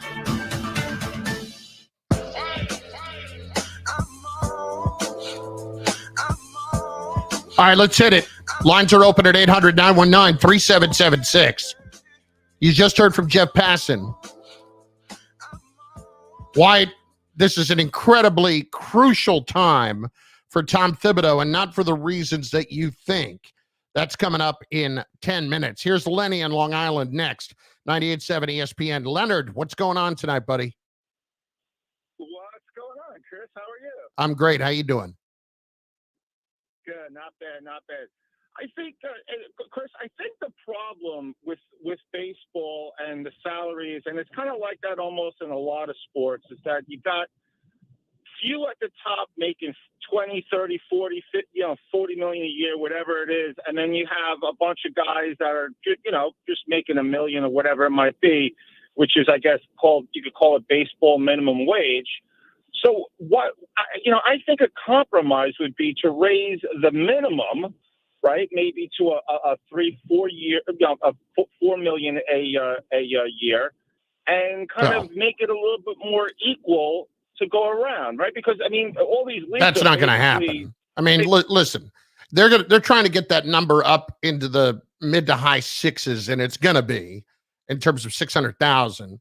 Nobody's going to get $4 million a year as a minimum. That's not happening. Yeah. Okay. So 2, 1, something. Because don't you think the income disparity from, the guy who makes the most and the guy who makes the least is just way too out of whack for a league, right? So you're talking about a socialist system. Honestly, that's the case in every sport. And thanks for the call. It's the case in every sport. It's the case in the NBA. A guy that's a 2nd-round pick and is barely holding on, or an undrafted free agent who's on a 2-way contract versus LeBron James. It's the way in every single sport. And so they're not going to raise that number to 4 million for the minimum. There's just no shot of that happening, nor does it really make sense at this point. Julie is in Brooklyn. Julie, what's going on in the borough tonight? Yeah, so what's going on in the borough? Thank you for taking my call. This is so exciting. I don't know as much about baseball as you guys do, but from a business perspective and someone who's passionate about sports, it seems to me like you were asking about who's to blame. Is the players or is it the owners? And in my opinion, the players are really to blame because at the end of the day, the players are getting paid to do a job. The owners are the ones taking the risk and running a business. The players are going to play their game, and eventually they're going to retire, leave the team, move on. But the owners are still stuck with the business. That's their livelihood. That's what they're doing. So they're the ones investing in the business. They're the ones that are taking all the risks. So why should the players get more of a reward if the owners are the ones taking the risk at the end of the day? I mean, it's how all businesses are run, isn't it? Well, because the revenues from the sport have gone up exponentially, have gone up 40% in like the last 10 years. And yet the average salary, last 5 years, yet the average salary has dropped. I mean, that's problematic right there. And when we find out that, for instance, we don't find out rarely ever what a team makes in a season, but we found out that the Atlanta Braves last year, before the World Series even happened, made $110 million profit on the season. And that's in a city that is not the greatest sports city in the world by any stretch. It does get to be a little tough to take when you're hearing about owners, really taking all the risk. I understand what you're saying, but it's not a sport where there's an incredible amount of risk. It's not a business where there's an incredible amount of risk. The only risk that they're under was like a couple of years ago with the pandemic, which was a risk that every business in our country was under. True. You make a good point there.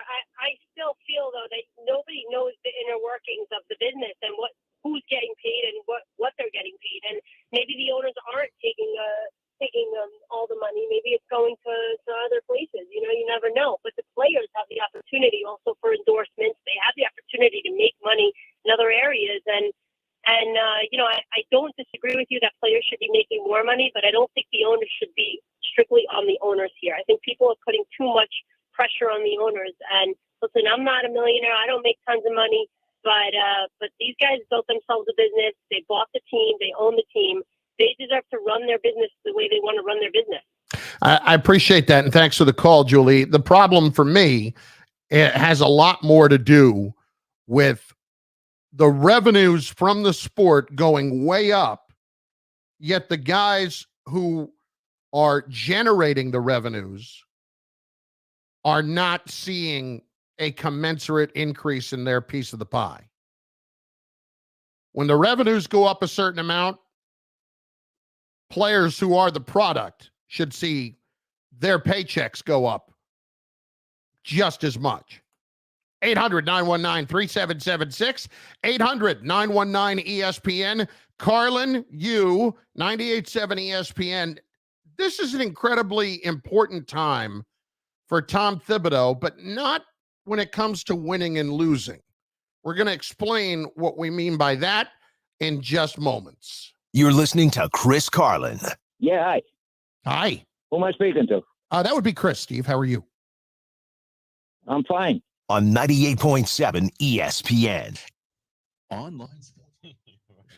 We're doing a live? Legal. Yeah, we'll do it right. Okay. We'll do it in a minute. Okay. I just don't want to do it right after the Bet Rivers. Gotcha. Markets. Sign up. Hey, Chris, go check out Evan Drelich's latest tweet. First deposit. Download the Bet Rivers app or go to betrivers.com today and bet in New York. Must be 21, playable New York, only gambling problem. Call 1-8. Deal not close, but not impossible. Take it for what you want. Okay. Save more on your mobile bill with Spectrum Mobile. Get unlimited data and nationwide 5G for just postseason. $9 per month. 14 teams. Yeah, 14-team playoffs. It's insane. That's ridiculous. Time you can save up to $300 on the new Samsung Galaxy S20 series. This is the All right, coming to you in 10. waiting for. Visit SpectrumMobile.com today for details. Offer valid for new customers on 2 or more unlimited lines. Spectrum Internet required. Subject to change. Visit SpectrumMobile.com for offer details. All right, my friends, second half of the NBA season is here, and you can turn every Thursday into payday with the NBA on TNT on FanDuel Sportsbook. Now, win or lose, FanDuel is giving all customers $10 back every Thursday in site credit. Bet $10 or more in the same game parlay on any NBA on TNT game. Same game parlays let you combine money line, point spread, player props, and more all into one wager. And that's what I love. You can increase the odds And if you study it, you could say, all right, I could see 2 or 3 of these things happening, put them all together, tie them into one bet, make a lot more money if you win. Now, win or lose, you're guaranteed to get $10 added to your account. I bet the NBA on FanDuel, because the app is so easy to use, and if I win, I'm getting my money quickly.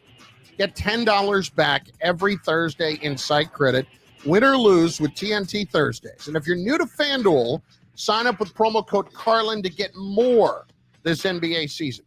That's promo code Carlin. 21 and older, present in New Jersey, New York, or Connecticut. Bonus issued as non-withdrawable site credit that expires in 7 days. Max bonus $10. Restrictions apply. See terms at sportsbook.fanduel.com. Gambling problem? Call 1-800-GAMBLER in New Jersey, 877-8-HOPE-NY in New York, and 888-789-7777, or visit ccpg.org/chat in Connecticut.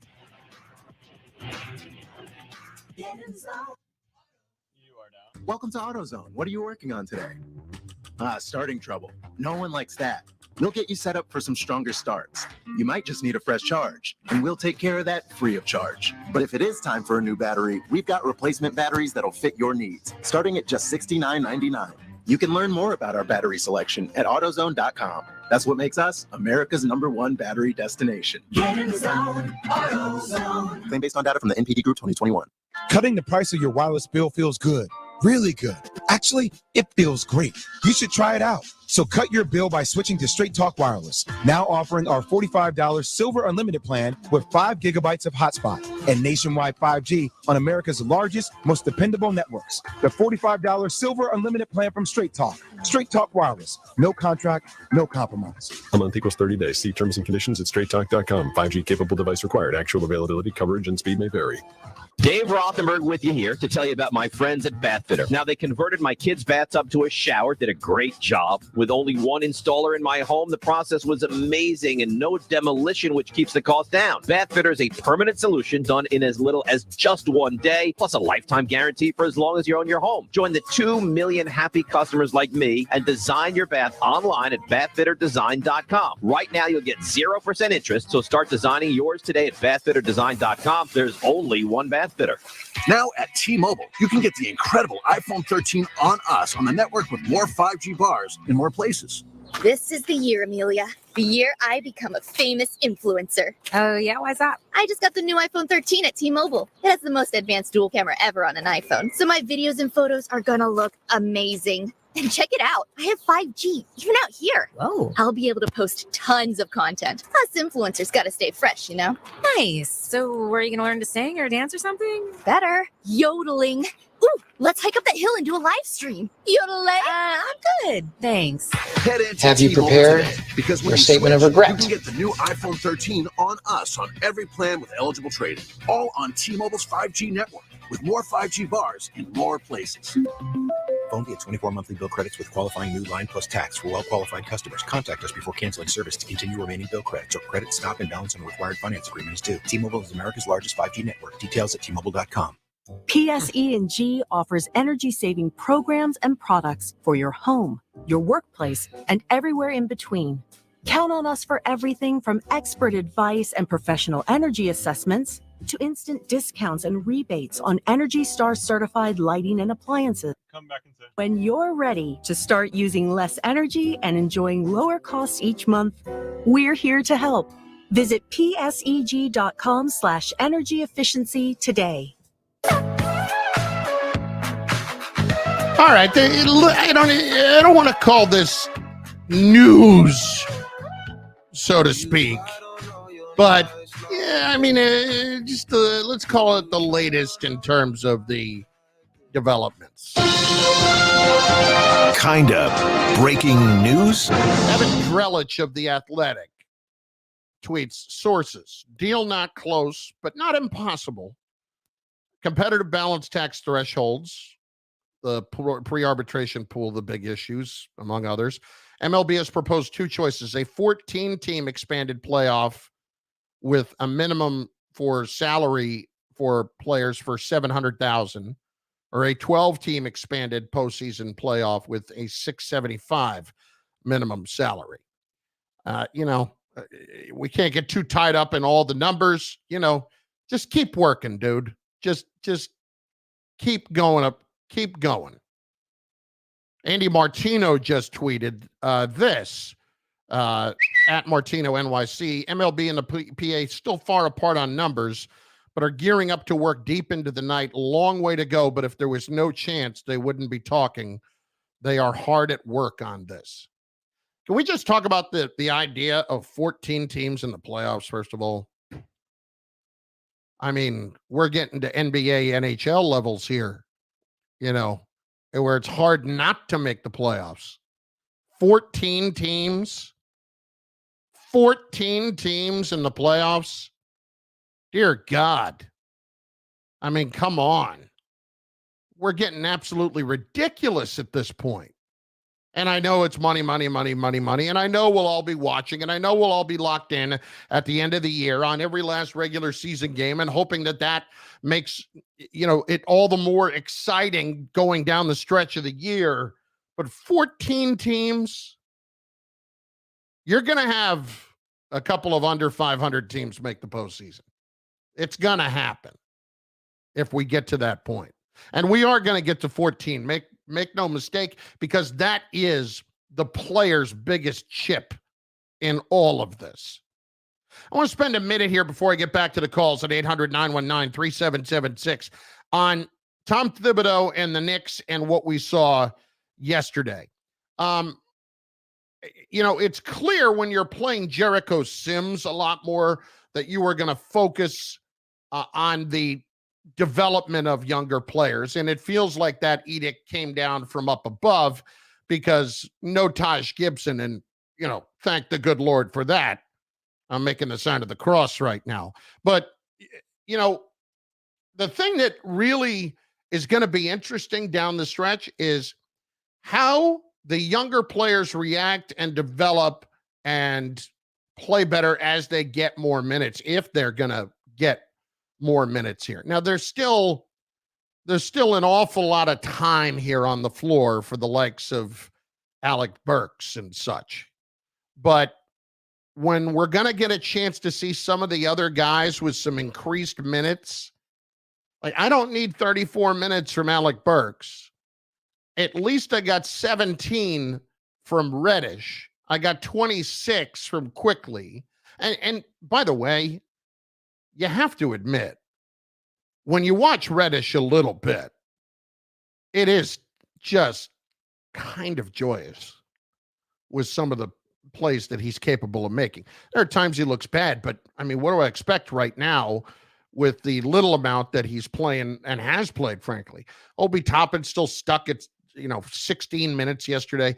We start to see more of these guys. It's going to do an awful lot more to try to get more out of this talent. I'm talking a little bit in circles there, but for Thibodeau, this is the important time to show that he can get more out of younger players and make them better players. Now, his best case there is RJ Barrett, because since his rookie year to now, he's obviously an immensely improved player. And you can see where other players are really respecting him now. You can hear it too. You hear the comments from Jimmy Butler the other night about him being a star in the league for a long time, and he's going to be the face of the Knicks for a long time. He's not the number one, but boy, he could be a really good number two. And if you're Thibodeau, how much of the credit do you deserve for what's gone on? Surely some of it, because his game has dramatically improved since you've been the coach. Would it have anyway? Because it would have been the natural trajectory for a player that was taken with the 3rd overall pick? We don't know. But that doesn't matter. At the very least, if we're being fair, Thibodeau does get some of the credit. But how are these other younger players going to get better over the next few weeks? How do we really quantify that and get impressed by it, enough to think that, okay, Tom is the guy that next year is going to lead some of these younger players into better development, into not even development, into better play, into becoming better. We still can't get Miles McBride off the bench, but, you know, listen, if you're Thibodeau and you've always been dying to be the Knicks coach and you want to win as much as you do, and you were the coach of the year last year, it's understandable where his head has been at, but now we're here. So as much as they've gone 3-15 in their last 18, Tom, it's not even winning the games. It's cut back a little bit on Alec Burks. Let's get more of Quickly. Let's get more of Reddish. Let's get, Miles McBride on the floor. I mean, Alec Burks, I believe, I saw something earlier today. It was just absolutely absurd. In the first 2 games, he's got like 2 assists back since the break. Really? Oh, that's your point guard? Wow. There is something else, though, to keep an eye on. How are they going to respond to Thibodeau? I noticed something yesterday. I tell you what, my sneezing has gotten out of control. Truth is, I'm allergic to the dog, and I love the dog, though. Absolutely love the dog. Took shots for a while, and I have a nasal spray, but it's going to kick up every once in a while. So we're going to have to deal with the double sneeze, and I'll try to prevent you from having to hear it, because who needs to hear a disgusting fat bald man sneeze into a microphone? I don't, and I'm me. Anyway, I digress. There is one thing that I read today that caught my attention, and it was a quote from Mitchell Robinson. And it's about later in the game. What's going wrong here? First up, let's listen to Thibodeau before we get to this Mitchell Robinson quote and what his impression was of what happened in the last 7 minutes yesterday. It was pretty tight. We gave up a big, we're small. We had to play small at the end. Jules is battling Embiid. And we gave up a crucial offensive rebound that I think that they turned it into a 3. I think it was 5 points at that point. So, that was a problem. And then the game was called tight, and it was called tight both ways. And so we got to adjust to that. But there's a physicality to it with Embiid, and, Harden is a power guard. So, we can't be reaching in. We have to be disciplined. Okay. So that's his impression about what happened down the stretch of the game. Here's the quote that Robinson had afterward. We've just got to figure it out. We've been talking. If something is working for us, go back to the same thing. But every time we have changes, we've got to find out what works for us and stick to it. End quote. I took that as Mitchell Robinson talking about the coach. When you're saying, if something's working for us, let's stick with it. But every time we have changes, that to me sounds like he's talking about the coach changing what the plays are and mixing it up and not going to what's working at the moment and not beating that to death. And if that's the case, I could not agree with him more. And that's a problem there. When a team is struggling with its confidence, as much as the Knicks are, you have to continue to go back to what's working and stick with that as long as you can, as opposed to trying to mix it up and keep the other team off guard.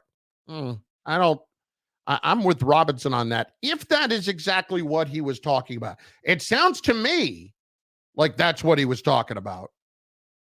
When we find something working, we have to keep going back to it, but we keep changing that. That sounds like a little questioning of the coach with everything that's gone wrong down the stretch of these games, with as bad as they have been in these second halves of these games. I mean, dear God, it is painful to watch. So Thibodeau theoretically has a chance to save himself down the stretch. Lines open, 800-919-3776. We're keeping you updated on the baseball. I need to know who you blame the most, the players, the owners, or what is your breaking point here? Carlin, 98.7. Hey, Chris, I found that cut that you just read. Okay. No, I guess nobody cut it, but I just found it. Was there,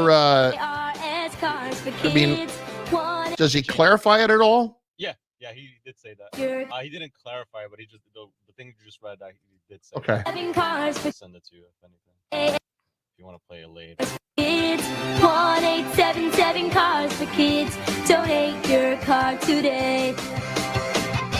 To learn more about our programs and to donate, visit us online at carsforkids.com. Remember, that's Cars with a K.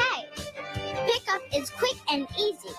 You'll also get a vacation voucher and maximum tax deduction. 1-877 Cars for Kids. K-A-R-S Cars for Kids. 1-877 Cars for Kids. Donate your car today. Now accepting donations of land, homes, buildings, or any kind of real estate. Backed by popular demand, Sloman's and their free home security system and free doorbell camera with professional installation offer is back. Finally, some great news. How would you like a free doorbell camera? You get a doorbell camera, you get a doorbell camera, and you get a doorbell camera. The first 40 ESPN listeners who dial 1-800-ALARM-ME will get this limited time offer of a free doorbell camera that connects directly to your smartphone with installation of your Sloman Shield. And that's not all. Sloman's is going to give you a free customized home security system and professional installation when you use their low-cost central. So you're getting an LED touchscreen pad, a motion detector, 3 arm doors, and backup battery. Plus, if you're one of the first 40 ESPN listeners to call 1-800-ALARM-ME, you'll receive a free doorbell camera with the installation of your Sloman Shield. Keep your family safe. Call 1-800-ALARM-ME. That's 1-800-ALARM-ME. Individuals and businesses with tax problems, listen carefully. Do you feel like you're losing control of your finances? If you owe over $10,000 in back taxes or have unfiled tax returns, we can help you take back control. The IRS is the largest and most aggressive collection agency in the world, and they can seize your bank accounts, garnish your paycheck, close your business, and file criminal charges. Take control of your tax problem now by calling the experts at U.S. Tax Shield and take advantage of the Fresh Start program and new laws that may allow us to negotiate a settlement for the lowest amount possible. Our team of tax attorneys and enrolled agents can stop collections and get you protected so you can take control of your financial future. U.S. Tax Shield offers a price protection guaranteed quote to get you protected today. U.S. Tax Shield is A+ rated with the Better Business Bureau, so call now. 800-687-5192. That's 800-687-5192. U.S. Tax Shield. 800-687-5192. Sports Center. I'm Steve Lennox. 3 hours in counting. Major League Baseball with its midnight deadline. That is a self-imposed deadline by Major League Baseball in order to get a new deal done on a CBA with the Players Association. The two sides meeting deep into the nighttime hours in Jupiter, Florida. Baseball has told the Players Association to prepare for the start of the season to be postponed if no deal is in place. ESPN MLB writer June Lee was Span and Fitz on what's at stake right now for the game of baseball. Baseball's struggling to capture not the hardcore fan, but the casual fan who likes baseball and maybe will go to a couple games in summer or potentially could become a bigger fan if they're given the opportunity to invest in the sport, and baseball just hasn't catered to them. And so I think it's a situation where baseball isn't in a position where it's going to die out forever. I think that's a little dramatic, but I do think that it will cement itself as a third sport in America. June Lee was Spain and Fitz on ESPN Radio. Derek Jeter stepped down as the Marlins CEO. Also, Jeter is selling his 4% stake in the franchise. Jeter, in a statement released today, said the vision for the future of the franchise is different than the one I signed up to lead. Art Briles informing Grambling State that he is stepping down as the football team's offensive coordinator. Agent for Cardinals quarterback Kyler Murray says Murray wants to stay with Arizona. They also sent a contract proposal to the team recently as well. ESPN's Adrian Wojnarowski reporting Sixers are the frontrunners right now to acquire DeAndre Jordan. Lakers earlier today waiving Jordan from the team. College basketball right now on ESPN TV. Overtime at Chapel Hill, North Carolina leading 78-73 on Syracuse. Keyshawn, J. Will, and Max. Why would I trade Aaron Rodgers in the NFC? And if I were to trade him to the NFC, you're going to have to give up your next 100 draft picks. More from the guys Tuesday morning starting at 6 Eastern on ESPN Radio and ESPN2. Change the way you wake up and do it with Rick and Dave. DiPietro and Rothenberg, weekday mornings from 5 to 8 a.m. WEPN FM, New York.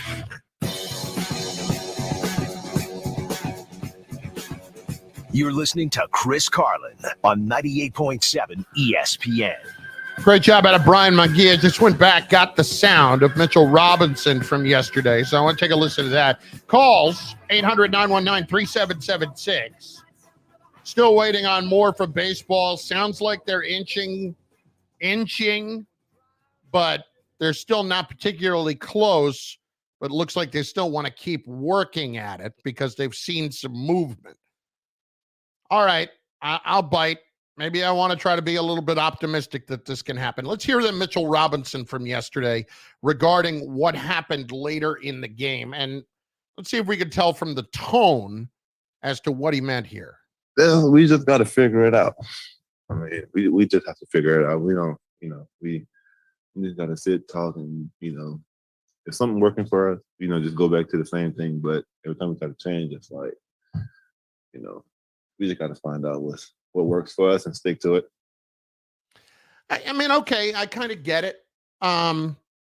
It's not as much. I didn't ever think it was a direct shot, but it sounds like when you read it versus when you listen to it, maybe it's a little bit lighter than what I would have thought it was.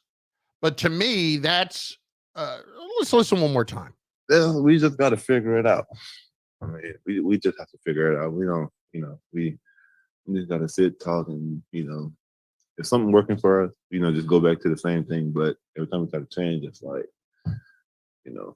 we just got to find out what works for us and stick to it.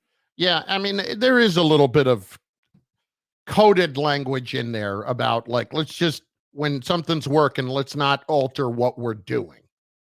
It's not anything major, but you get the idea here when we're talking about the Knicks trying to win games as much as Thibodeau wants to, but yet down the stretch of these games when they're not going back to something that's working.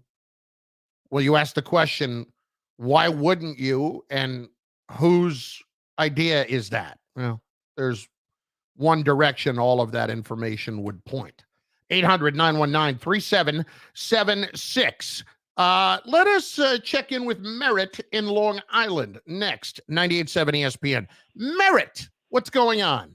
Hey, Chris, listen, I need you to talk me off the ledge. So here's the deal. I've been a Met fan since 67. I worked at Shea as a vendor in junior high school and high school. Remember cutting out board and coupons to get seats, season ticket holder at Shea for a long time, then gave them up because it got too expensive. And now I'm 67 years old, huge Mets fan, and my son is a huge Mets fan. And I finally decided to make a plunge. And, I'm kind of working full time, but still collecting Social Security, and decided to go in and get some season tickets. So I made the investment to get Hyundai Club seats, very excited about it. And now it's like I'm getting nervous. And I talked to my season ticket guy, and he's like, you know what? Don't worry about it. The fans always come back. But Chris, you know what? I stayed there in '94, and I understand what you're talking about. I understand what Jeff Passan said, and I get a little bit scared by what Jeff Passan said because I know the players need to make more money. But Chris, what about the fans? The fans keep getting screwed, and it's like I don't know what to do. I'm on the fence. It's like if this season is going to be prolonged for a while, I'm thinking, you know what? Give me my money back, and I'm done. I don't know. You got to talk. But I mean, Merritt, listen, that's kind of. I mean, I hate to say it. Your words at this point are going to be a little empty because, and I'm not saying that you're not a man of your word, but ultimately what always happens, it does take time if it gets particularly bad, as we saw in 94 and 95, and you need some sort of little boost to get you going. But ultimately, are you coming back? If it's not you, I think the majority of fans are, and that's the large majority. And that's what they know. In other words, like you and I could sit here and talk about the fan getting screwed. But ultimately, they don't care because they know that you won't be able to help yourself and come back and put money in their pocket. Now, it may take a little bit longer than they would like, as it did, but ultimately they think we can get them back without much of an effort. It just kills me to think that, after the last 2 years with COVID and everything going on, that baseball is such a huge pastime. I mean, as kids, we loved it as a game, and I think the country needed it now more than ever. And it's kind of like, well, guys, we don't really care. So I wonder, like, how passionate are the players about, do they really, really care about the fans as much as I thought they did? Listen, the players and the owners care about themselves. That's what they care about. Right. Let's be very clear about that, Merritt. And thanks for the call. That's what they care about. They care about themselves and their bank accounts. But I have to tell you, like, you would probably be doing the same thing if you were a player. You would not be sitting there in the midst of all of this and saying, you know what we're really doing here? We're screwing the fans. That's what's going on. You'd be thinking about yourself too. So I'm not going to point the finger and try to be self-righteous about the whole thing. If any of us were fortunate enough to be a Major League Baseball player, we would be right there trying to get every damn penny that we could. And we could say whatever we want to the contrary, because the concept right now is so foreign to us to actually being true that your own personal truth in the moment doesn't matter. It'll change once you actually got to that level. Wait, I can make $8 million instead of $4 million? All right, what do we got to do? Wait, my minimum salary, if I make the major leagues, goes up to $700,000, whereas in the minor leagues, I'm making $1,000 a month or whatever. If I wasn't a bonus baby, after a few years, and plus there aren't nearly as many minor league players as there used to be. They already got rid of that. That's what we don't even talk about. Like, there's not chances for these guys to get to the big leagues as much anymore. So when we talk about all of this, don't look at the players and say they don't care about us. Everybody doesn't care about you, the players and the owners. They will care about you when you stop showing up. The problem is you have never really shown on a major level that you're going to stop showing up, that you're going to stop caring, that you're going to stop watching. Why? We love the game. And they bank on that. And that's why they can go through these things and miss games and have no trouble at all weathering the storm of, you're screwing the fans, you're screwing the fans. Okay, we're screwing the fans at the moment. Yeah, they don't mind doing it because they know you're coming back. That's what matters. Until people actually don't come back, it's not going to make either side think any more about possible work stoppages. A lockout from the owners, a strike from the players. It's not going to stop them from doing it until you actually see that there is some sort of consequences for their actions of not playing the games.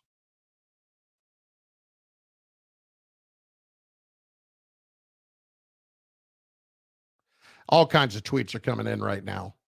I'm not going to read you all of them. Some say we're close. Some say we're not close. What a shock. That's how this goes right at this point. Union official tells Bob Nightingale. Well, all right, it's Bob Nightingale. But this from a union official. We are still very far apart on key aspects of any deal. Evan Drellich, whether there's an extension of the MLB self-imposed deadline of tonight is still in MLB's court, a union source said, but the sides have discussed it. Sides still very far apart on aspects of the deal. So, I mean, listen. Bottom line is they don't care. They don't care enough about you. They just fully believe that no matter what, you'll be back with your wallet. And that's what ultimately matters. Right? That's what ultimately matters. To them, they'll weather this storm of negativity for a bit, and then they'll move on. And they'll be just fine doing it.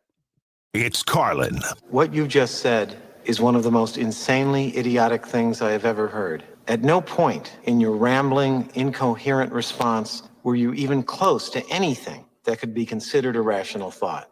Everyone is now dumber for having listened to it. On 98.7 ESPN. ESPN and Hennessy celebrate Black History Month. So how are we going to do this basketball thing? You want to do NBA? You could do college basketball. Okay. 'Cause I think that's what it will be eventually with March Madness. Right. going on. First Black general manager in the NFL. Under watch, the Ravens. Yeah, you could do for example, North Carolina is up 83-77 against Syracuse. A Pro Bowler. Those that have changed the game is brought to you by Hennessy. Never stop, never settle. Always toast with Hennessy responsibly. Better removes blockages from arteries without increasing the risk of stroke. So we If you want to throw the Nets game there, they're down terrible. Are- Right now. Jeez. 91-63 Toronto. because we know that the best results come from never They need Kyrie there. and that getting a patient better shouldn't risk making them worse. To find a heart expert, visit hackensackmeridianhealth.org/get-heart-care now. Hackensack Meridian Health. Keep getting better. Do you want the best for your car? Then fill up with premium at Circle K. Circle K Premium is our best fuel with double the cleaning detergent, protecting your engine from corrosion and damage so it can work at its best. And that, my friend, increases your mileage for more cha-ching in your pocket. Plus, when you fill up with premium at Circle K, you can save up to 20 cents per gallon. Offer valid Thursdays or Fridays at participating stores. For details, visit CircleK.com. Circle K. How convenient. If you have ever thought about remodeling your bathroom but were worried it would take too long or cost too much, then stop worrying. Right now, Jacuzzi Bath Remodel has designed a collection of high-quality custom products and perfected the one-day remodeling experience. So you Hey, Chris, you see this dunk by John Morant that's on social media? free bath remodel from the most trusted brand I name saw in a the tweet business. about it, but I haven't Jacuzzi. seen the dunk A itself. jacuzzi bath system fits in your existing tub space. It's a no-mess installation with an amazing style selection, factory certified installers, and a limited lifetime warranty. Call 800-717-4599. That's 800-717-4599 right now and get 50% off installations with no interest and no payments for 12 months. Replace that old bathtub today with a walk-in shower for a safer bathing experience. If you have lived in your home for over 15 years, it's time to remodel your bathroom. Who was that Or in-home that he dunked over? Call 800-717-4545. I think it was Steven Adams. I don't know yet. Not him. 800-717-4599. Newton's Appliances is celebrating their 50th The anniversary. A Spurs. beautifully designed kitchen starts with your appliances, and there's nothing Number 25 in the Spurs. We're looking it up now. Yeah. Receive up to $1,500 in rebates on select Bosch kitchen packages when you purchase at least 2 pieces. Jakob Pertl. Help you build your dream kitchen. Visit their locations in Wyckoff or Passaic. The more Bosch pieces you buy, the more you save at Newton's Appliances in Wyckoff and Passaic, or online at newtonsappliances.com. Coming back. YUDINS.com. Rebate end. At the logo. Come on.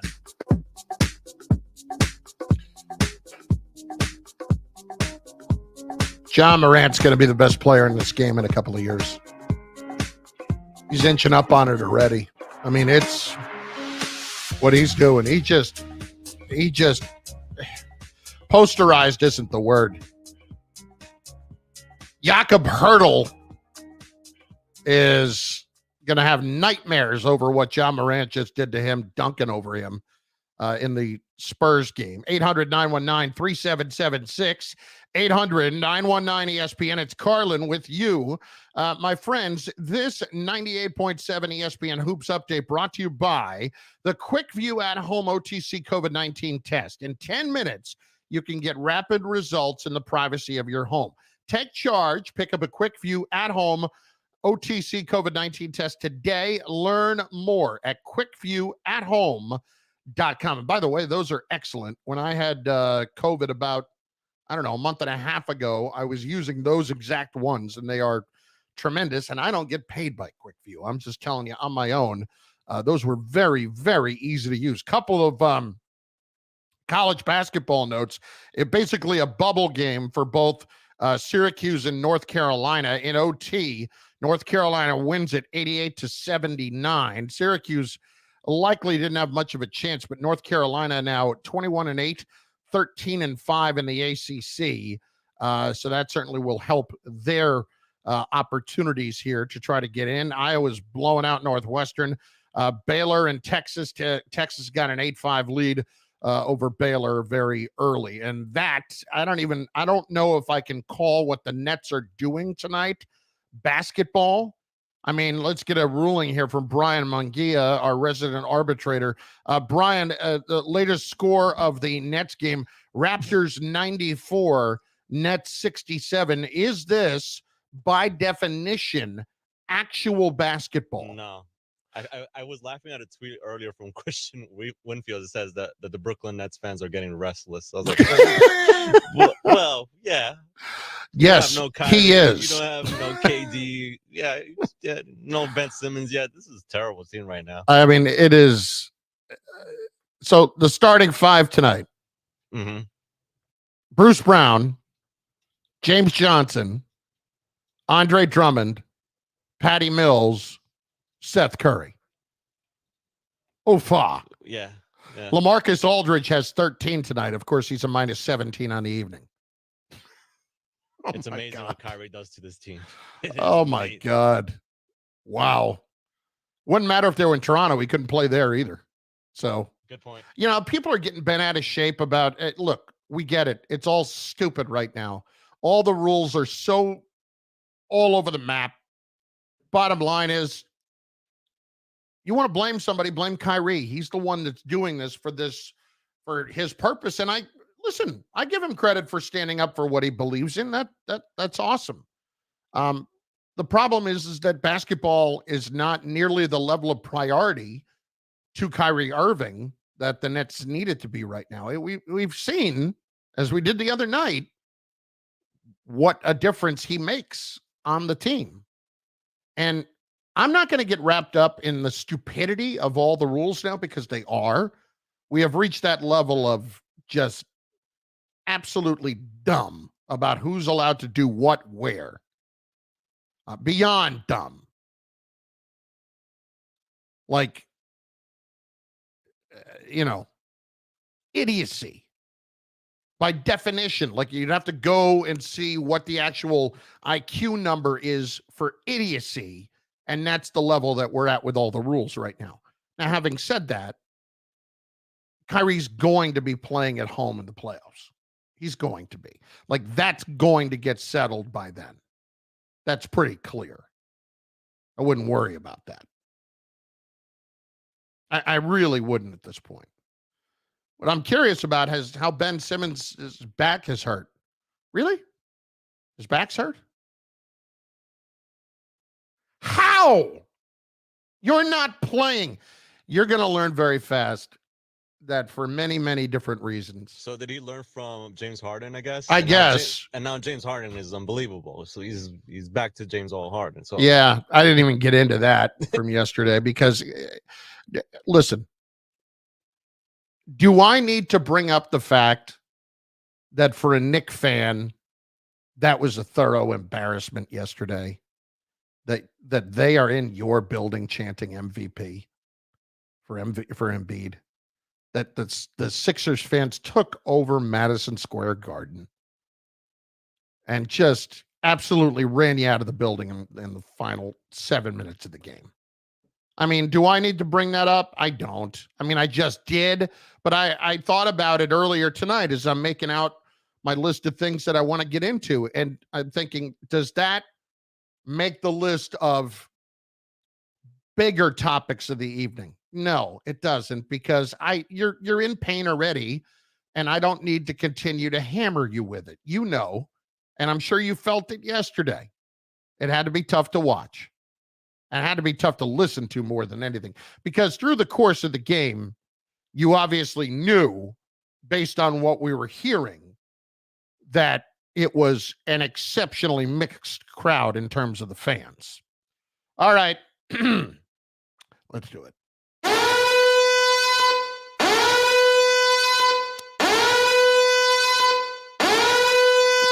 That warning is for Richard in Manhattan to let you know that if you need a break, you need to take 2 minutes to yourself. You need to go to the bathroom. Now is an okay time to do it if you so believe it. Hello, Richard. Hey, Chris. Chris, did you see the net game on Saturday night? That was very entertaining. I was man. actually traveling, Richard, so I did not get a chance to see it. Oh, Kyrie, wonderful player though, Yes. on the court. You know, he's one of the few guards in the NBA. He doesn't look for the three-point shot. Never. He doesn't look down at the line.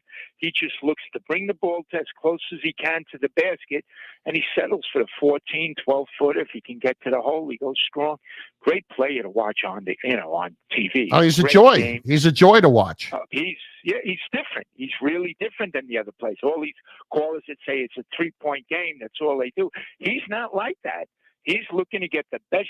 He's as close to Nate Archibald or Allen Iverson that I've seen. He's that good. He's good. And Nash had to really coach that game toward the end because He was out tonight, by the way. He was out tonight, by the way, because of COVID protocol. So Nash is not coaching tonight. Oh, boy. Yeah. Wow. Must have got so excited after the games. You know, Chris, on Saturday night, the top exciting, 6 college basketball teams all lost. I know. That's setting up an NCAA tournament. Can you imagine? I mean, I'm looking at the BetMGM odds. Arkansas is 40-1. Kentucky is 8-1. Arkansas just beat them. Yeah, but I mean, but Richard, you can't you go by this stuff I all the understand. time, and Yeah, I one game does not tell I the understand. story. That's what the tournament is. Yes. No, I'm just relating. I'm saying in terms of the odds, one game does not. Right. Yes, I get that. But as far as if you follow this as a blueprint for the tournament, I think I'm counting. I think 16 teams. I think can win the NCAA tournament this year.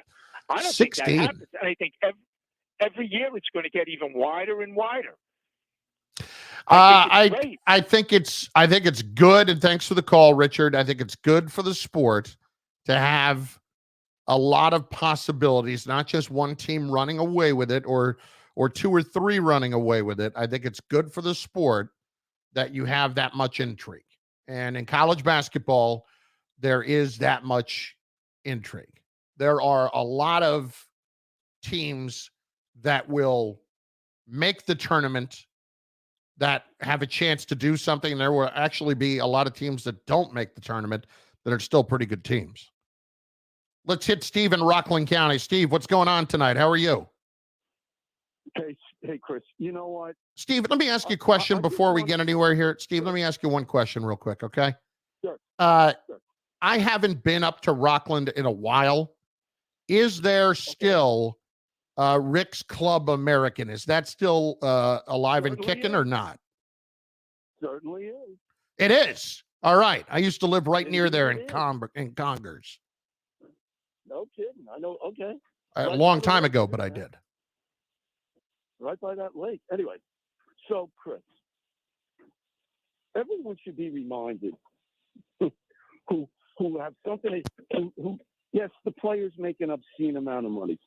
They do, but everyone should be reminded exactly how the owners lost their antitrust exemption, which allowed them to make baseball players modern day indentured servants. They were very close. Well, they have an antitrust exemption. And I don't think we should call baseball players indentured servants.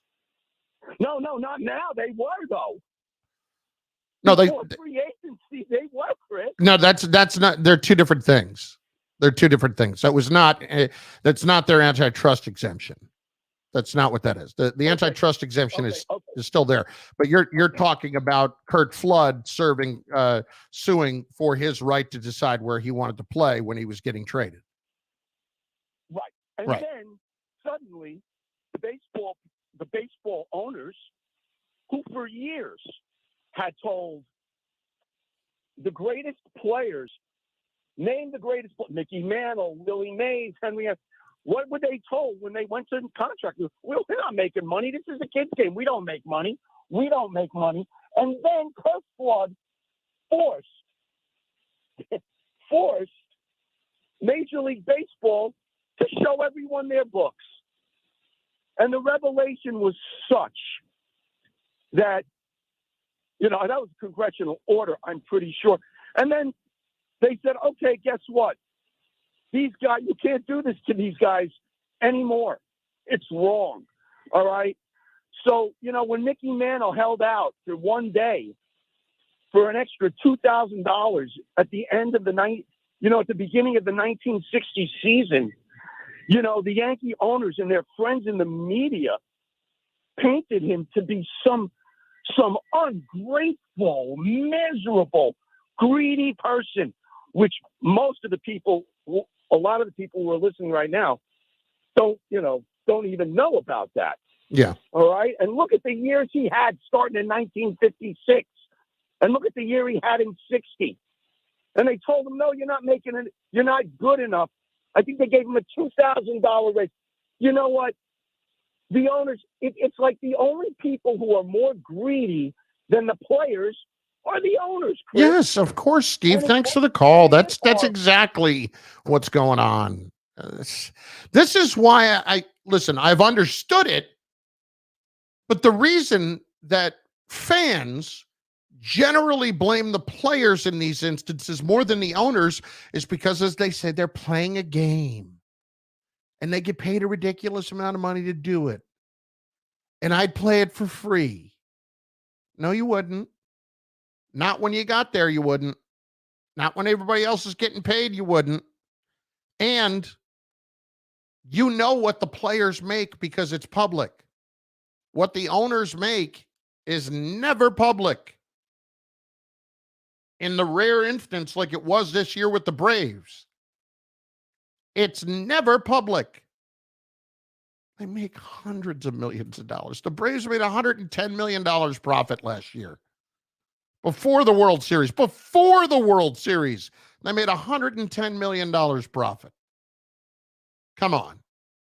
Let's at least acknowledge that if we're going to have a war between millionaires and billionaires, it's a little bit easier to root for the millionaires who are the ones who actually entertain us and who are the actual product in the game. Can we at least acknowledge that? It's Carlin I can't have ketchup if it's not Heinz ketchup. on 98.7 ESPN. These days, but I found a way to build a solid civil service career and make a difference. As a youth development specialist with the City of New York, I'm gaining experience and job stability while they gain opportunities and a second chance. I understand what these young people have been through, and it feels good to be a mentor, especially when it involves a good salary. Is that job buzzer beater at halftime? Become a youth development specialist today. Yeah, it was going into halftime. He makes it look way too easy. Jesus. What time it really does. It's fish sandwich season.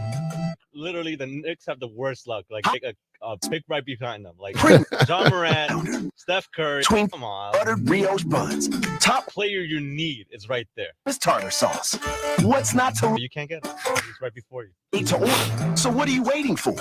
Get the flounder fish sandwich at Popeyes today. Limited time at participating U.S. restaurants.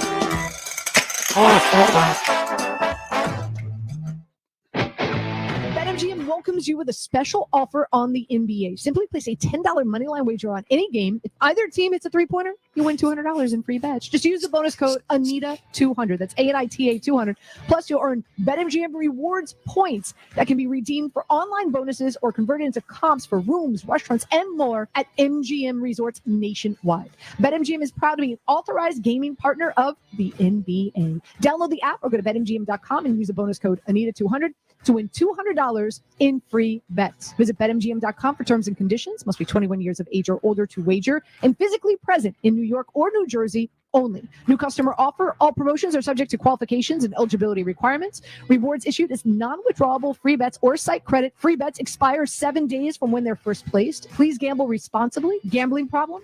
In New Jersey, call 1-800-GAMBLER. In New York, call 877-8-HOPE-NY or text HOPE-NY at 467-369. 369. It can be dangerously easy to steal your identity during tax season because so much sensitive info is all together. Before we start the annual meeting of Sean's personal info, has anyone seen Social Security number? Not me. Nope. Nuh-uh. Oh, no. He's been stolen. LifeLock by Norton makes it easy to help protect yourself. If you become a victim, we'll work to fix it. No one can monitor all transactions, but you can save up to 25% off your first year with promo code NEWS at LifeLock.com. Identity theft protection starts here. Anyone who has ever needed self-storage knows what a hassle it can be. You have to rent or borrow a truck and then find someone to help you move your stuff. And let's face it, moving furniture and heavy items without damaging them isn't easy. Renting the unit is worse. The hidden fees and admin costs are scarier than the dingy facilities you're leaving your stuff in. Why not use ClosetBox instead? ClosetBox is self-storage without leaving home. They'll pick up your belongings, store them securely, and bring any item back when you need it. The best part? Unlike traditional self-storage, you only pay for what you store. No paying for unused storage space. ClosetBox's background check storage movers are licensed, bonded, and insured and will take care of all of the heavy lifting. ClosetBox's local storage centers are temperature controlled and monitored 24/7. ClosetBox has an A+ rating from the BBB. Coming back in 15. 233-5696 now for the season's best rates. Get $50 off first month storage using code RADIO50. That's 877-233-5696. 877-233-5696. Video live stream up and running on the show on my Twitter at Chris Carlin, on ESPN 98.7 New York's Twitter, on a Facebook page, on YouTube. Leave comments there. Get them in during the show. Carlin 98.7 ESPN at 800-919-3776. John Morant, after a ridiculous dunk, then just hit one of the most amazing buzzer beaters that you will ever see on a full court pass that had him down in the far corner, and he was falling out of bounds, burying it on his way midair. He couldn't have had more than, I didn't see how much time was actually on the clock, but it couldn't have been more. It was certainly less than a second. It was a second or less, it had to be. I had one the other day at UVA that was Virginia had a 10-point lead over Florida State with 2.5 minutes left, and they gave it up, and at the buzzer, they hit Florida State, had one of those long baseball passes, and a freshman named Matthew Cleveland hit a 30-footer to win it. I mean, it was an absolute heist of a game. Anyway, 800-919-3776. Danny is in Yonkers. He's next on 98.7 ESPN. Hey, Danny, what do you got tonight, bud? Hey, what's up, Chris? I just want to say, man, I was actually talking to my mom today, who's like the biggest Yankee fan I've ever met in my entire life. And to me, this is where I see the problem with everybody, the owners, the players. I mean, this lady, this is a grandmother. This is an older lady. You know, with everything going on in the world today, she genuinely looked at me and was like, I really hope they don't miss baseball. Like, those 3 hours a day I get to watch the Yankees in the summer is like my escape. And she's like, we're going into World War III, we're in a pandemic, and I'm not going to have my escape.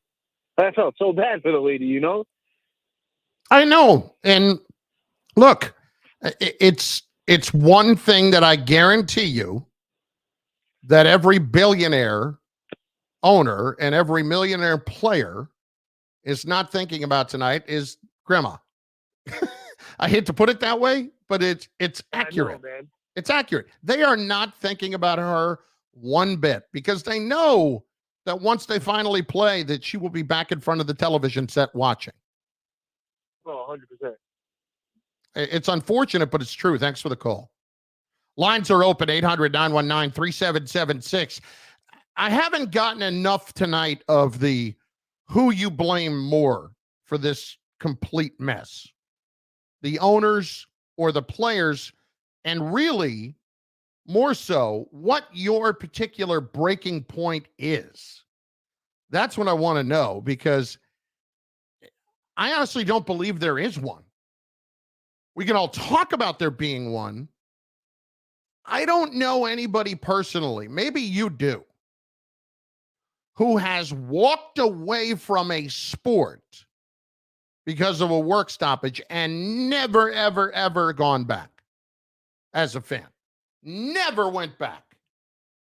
You talk a good game, but I don't know anybody that has ever done that. Never watched another game, never went to another game, never got caught up in being a fan again because of a work stoppage. Because if that person exists, they're one in about 1,000, and their money is not missed and was made up for by somebody else. The bigger issue is not losing who they have. It's getting the younger ones to like it. Kids love playing baseball. They don't love watching it. Because when they play it, it doesn't feel like it's going 4 hours. Because it's probably not. When they watch it, probably is. Rob in Queens is next on 98.7 ESPN. Rob, what's going on tonight, buddy? Hey, Chris, how you doing, man? Thanks for having me on again. You got it. So, I just want to make a quick point about baseball, and then I'm going to move on to the NBA. I have you to thank. I have you, Kay, Don, Peter, Rick, Dave. You guys all got me into baseball because I listen to you guys so much, and you guys are so engaging. You guys got me all into it. So, as a guy from the outside looking in, because I'm really not a fan, the people I side with is the group that wants to actually improve the game of baseball. Whichever group wants to do that, I'm on their side. That's fair. And then at the end of the day, all the fans that are up in arms about this, I mean, how could you be so naive? The MLB doesn't even care to improve the game. They won't even take, from what I hear you guys talk about on the regular, they won't even take any risks to improve the game, to bring a better optic to the game, to bring in more viewers like me that's actually interested now. I still don't care to watch a baseball game. And for whatever reason, they still bank on, you know who they really bank on? They bank on I've been a 60-year fan, I've been a 50-year fan. Well, that's because I want to know what the average age is of fan bases right now. Like what is the demographic of sports fan bases and where they are? Because I think MLB clearly just banks by far is going to be the oldest. Yeah. Yep. And I think by far pass it on to their sons and those guys. That's who they bank on, and it seems like they don't care to get new eyes on it. But that's my take. I think it was a lot easier before, Rob, and it's an interesting take to get the younger fans to have the game passed along to them, whereas now it's not as easy. I mean, I have to tell you, like I talked about this last week, and I'll let you make your NBA point. My nephew is 20 years old, and right now he's fired up for, getting some sort of agreement. He's fired up for baseball, and I'm shocked. I'm shocked that he is, because none of his friends are. Not a lot of his friends are. I'm stunned that that's the case. Anyway, go ahead. How many years has his dad been a fan is the question. It's really more of his mother, to tell you the truth, who's the fan, who's a huge baseball fan. Anyway. But I'm on to the NBA. Ja's incredible. We all know that. And they're the third seed, Chris.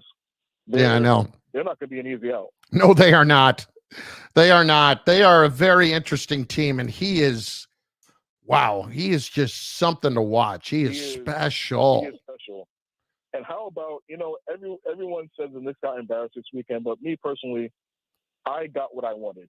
I don't know if you remember, but last week I told you, I want to see what these young guys got. RJ gave me 50. Jericho Sims gave me 10 rebounds in 10 minutes. Mm-hmm. I'm a little giddy off of that, to be completely honest with you. You have set the bar low personally, at least on the Jericho Sims side. Hey, in my opinion, if you could grab 10 rebounds in 10 minutes while defending the big man MVP, you got potential. You can do something. Yeah. And RJ just keeps improving. And the losses were expected. I mean, we can't close down the stretch. We don't have a point guard to run the floor. We don't close. We don't close. If we're down, we're not coming back. If we're up, we're going to give it up. We can't close. No, it's 100% accurate. You cannot close, Rob. Thanks for the call. And that's part of the learning process.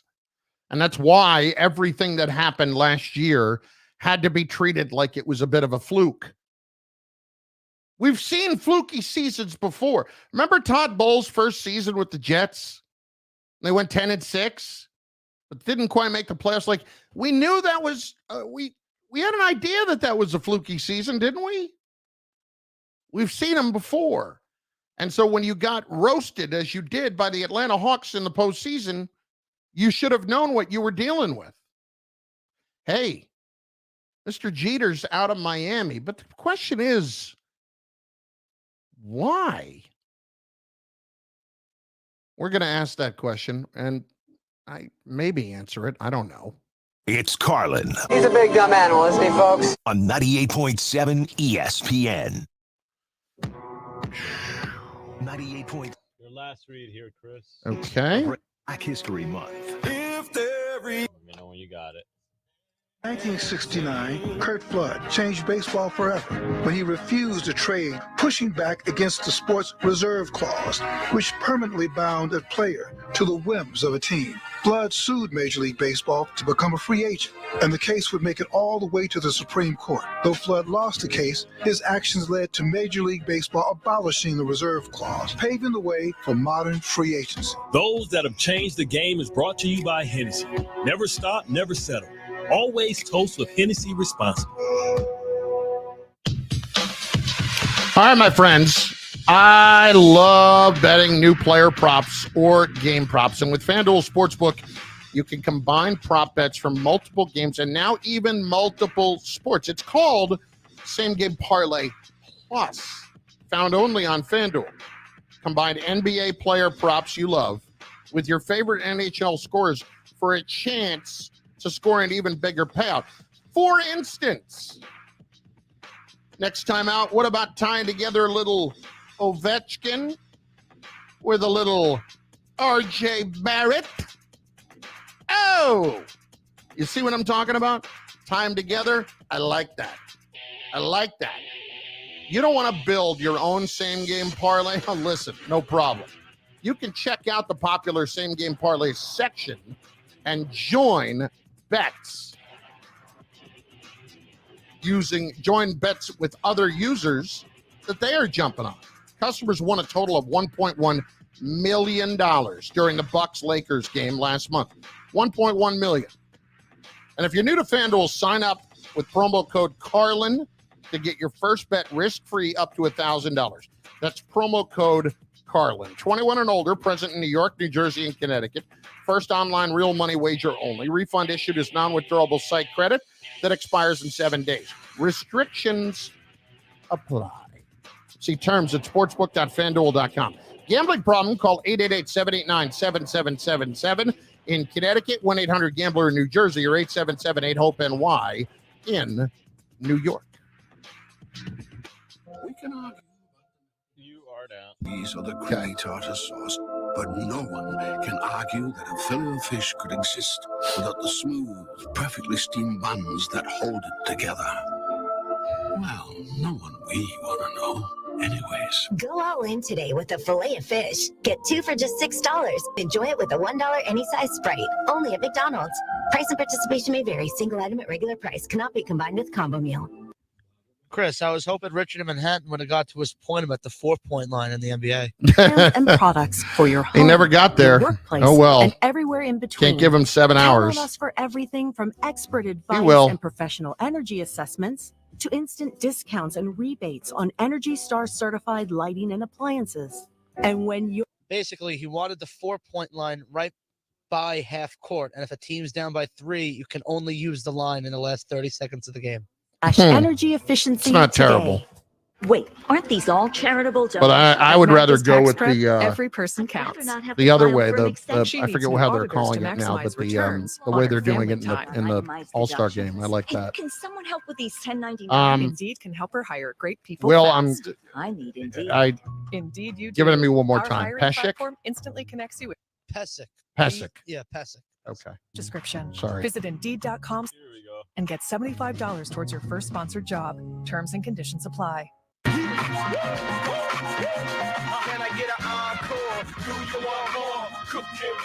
Hey, Jeter stepped down from the Marlins today.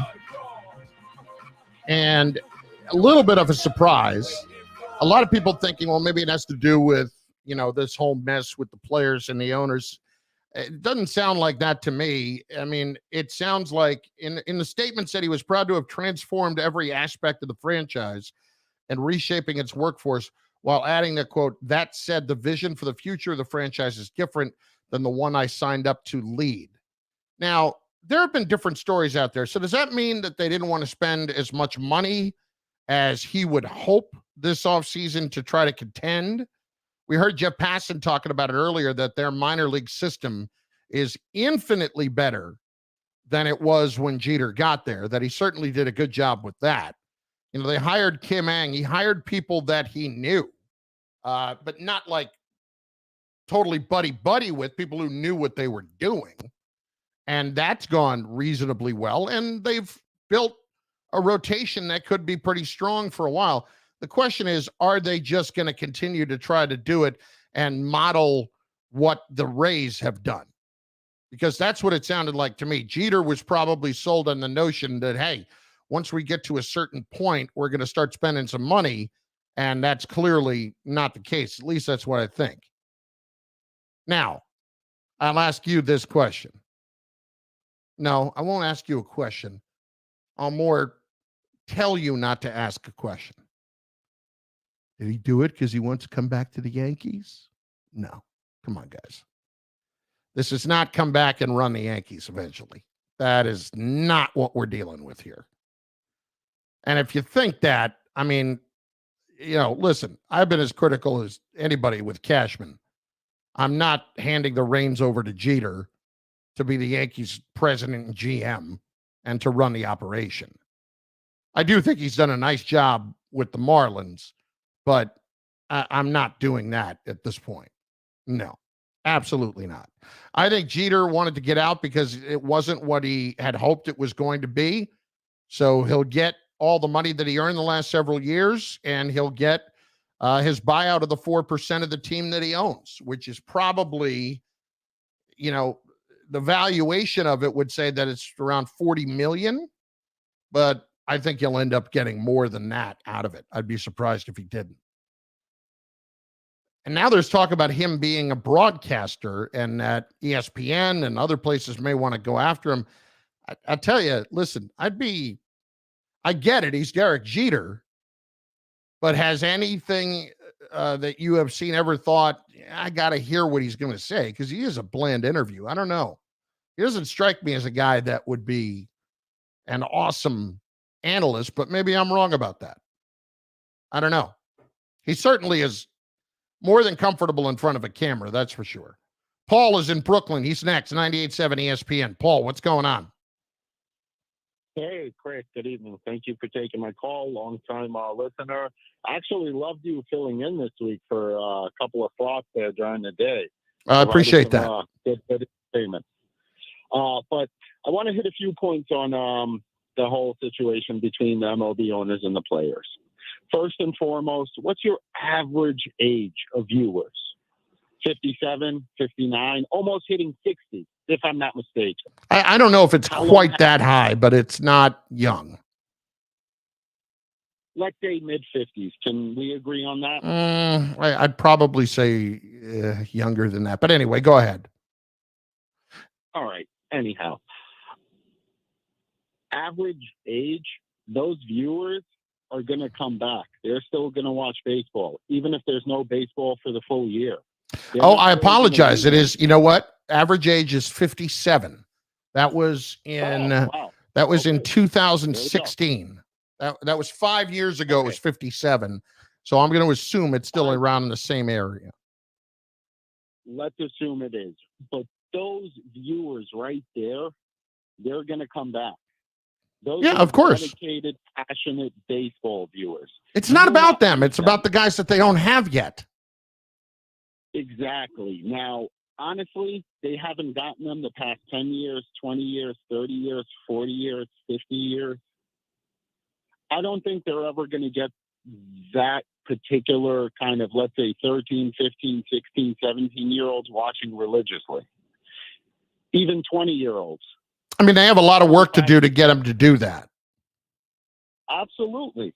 But also, owners, you have to understand where they're coming from, and you also have to understand the players too. Not everybody knows what it is to be a professional athlete. It's a job in itself. Of course it is. And listen, Paul, we all think it's just show up at the park and play. It's not. Thanks for the call. It's not any of that. You know, it's so much more than we could ever imagine. And it's doing it in front of everybody else. Again, the sympathy is going to be exceptionally limited for players in the game. But to try to understand what they are, like, you know, my wife and I have season tickets for Rutgers basketball. And I never get on people for booing at professional events. If you're booing at a college event or you're yelling something at a kid, I'm going to have a major problem with that. Like professional, you're a professional. So you've got that to deal with, and you've always got a full schedule to deal with, and doing it every day. It is a full-on grind. Are you going to feel bad for them? You're not. You're not. Because ultimately, to you and me, they're playing a game. Hey, listen. Right now, they don't worry about the ones they have. They worry about the ones they don't have yet. Sean in Queens is next, 98.7 ESPN. Sean, what's going on tonight? Chris, what's up, buddy? How you doing? First of all, I want to thank you. A couple of years ago, you sent me a CMB shirt for one of my calls. Really? And obviously, yes, you did. And so obviously, I don't want to let you down on this call, but thank you. You're a quality host, and it was a quality T-shirt. Did it hang in there? Because I made sure, let me tell you something. When I went through and ordered those shirts, I made sure that you were not getting any garbage type of material there that was going to shrink up on you in 5 minutes. Oh, it shows. I'll tell you. My girlfriend wears it now because it's a little loose on me. But nice. I just wanted to back to your. You know, you made a good point about the average age with the sports. If I had to guess, I would say it's without soccer because it's more international than anything. I would say NBA, hockey, the NFL, and then baseball by a far margin between the NFL. And I'm a 47-year-old guy. I'm a baseball player. I played softball until I couldn't run no more. And I have a 22-year-old son who, unfortunately, because of COVID, wasn't able to play his last 2 college years. But, you know, he was like just a tried and true baseball kid, like loved it, everything about it, the fabric of the game. But honestly, I don't think he could care less whether they play or not, you know, and it just goes to show you, you know, and we do watch games together. We go every year. I throw a tailgate party at Citi Field. My son's part of that. You know, that's something more about tradition. And we go to, you know, 10 games together a year, but I don't think he follows it the way I would follow it. I watch every game. You know, and you know, there are so many more disconnects for these kids nowadays that it's really not fair, you know, because baseball's a different sport, you know, and I think when people just get a, you know, stop trying to compare it to other sports, it's not going to hold up. You know, the entertainment value is not there. But Chris, I watched the Knicks game the other day, and it was almost unwatchable. And I'm a diehard Knicks fan, and I love basketball. And there was a travel. Embiid traveled at the end of the game. He took an extra step, no call. Then he barely gets touched, and they call a foul. So it's more superstar driven. It's more let's get that entertainment to the fan more than it is a sport like it used to be in the 90s. So that part is really, but it works, and they won't change it because the popularity is through the roof. So yeah, absolutely. Kind of and why? You know, listen, and thanks for the call. You want to see greatness, and you want to see the great players, and the players are the game in the NBA, and that's why Adam Silver treats the players in the NBA like they are full-on partners in all of it.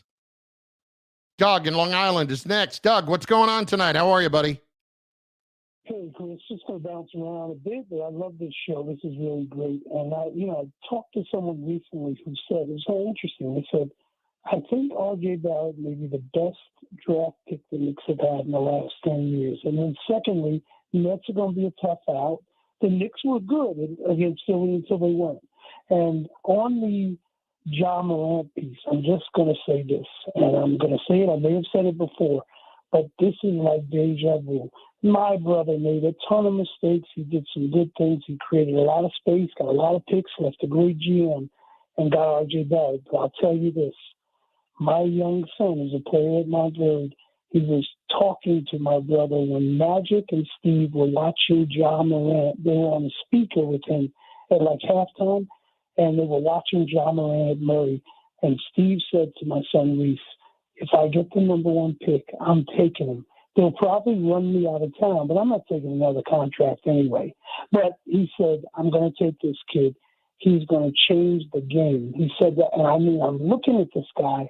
The attack of the under-recruited, it goes back to like Speedy Claxton, who wasn't recruited, Steph, who wasn't recruited heavily, Ja, who wasn't recruited heavily, C.J. McCollum, who went to damn Lehigh in engineering school. Yeah, listen, they all are. And Doug, I got to cut it short tonight because we're up against it. For those who don't know, Doug is Steve Mills' brother. And listen, Ja is just amazing to watch. If you haven't seen what he did tonight with the posterizing dunk and the out of bounds, the falling out of bounds buzzer beater before the end of the first half, all of this tonight against the Spurs. You'll see it on social media. It's absolutely insane. All right. Great job tonight. Will Pesic, great job tonight. Brian Munguia. We will be back tomorrow night at 7, ESPN New York tonight. Larry Hardesty, Gordon Damer. Next. Carlin, out. That was a good show, Chris. Good stuff, man. All right, boy.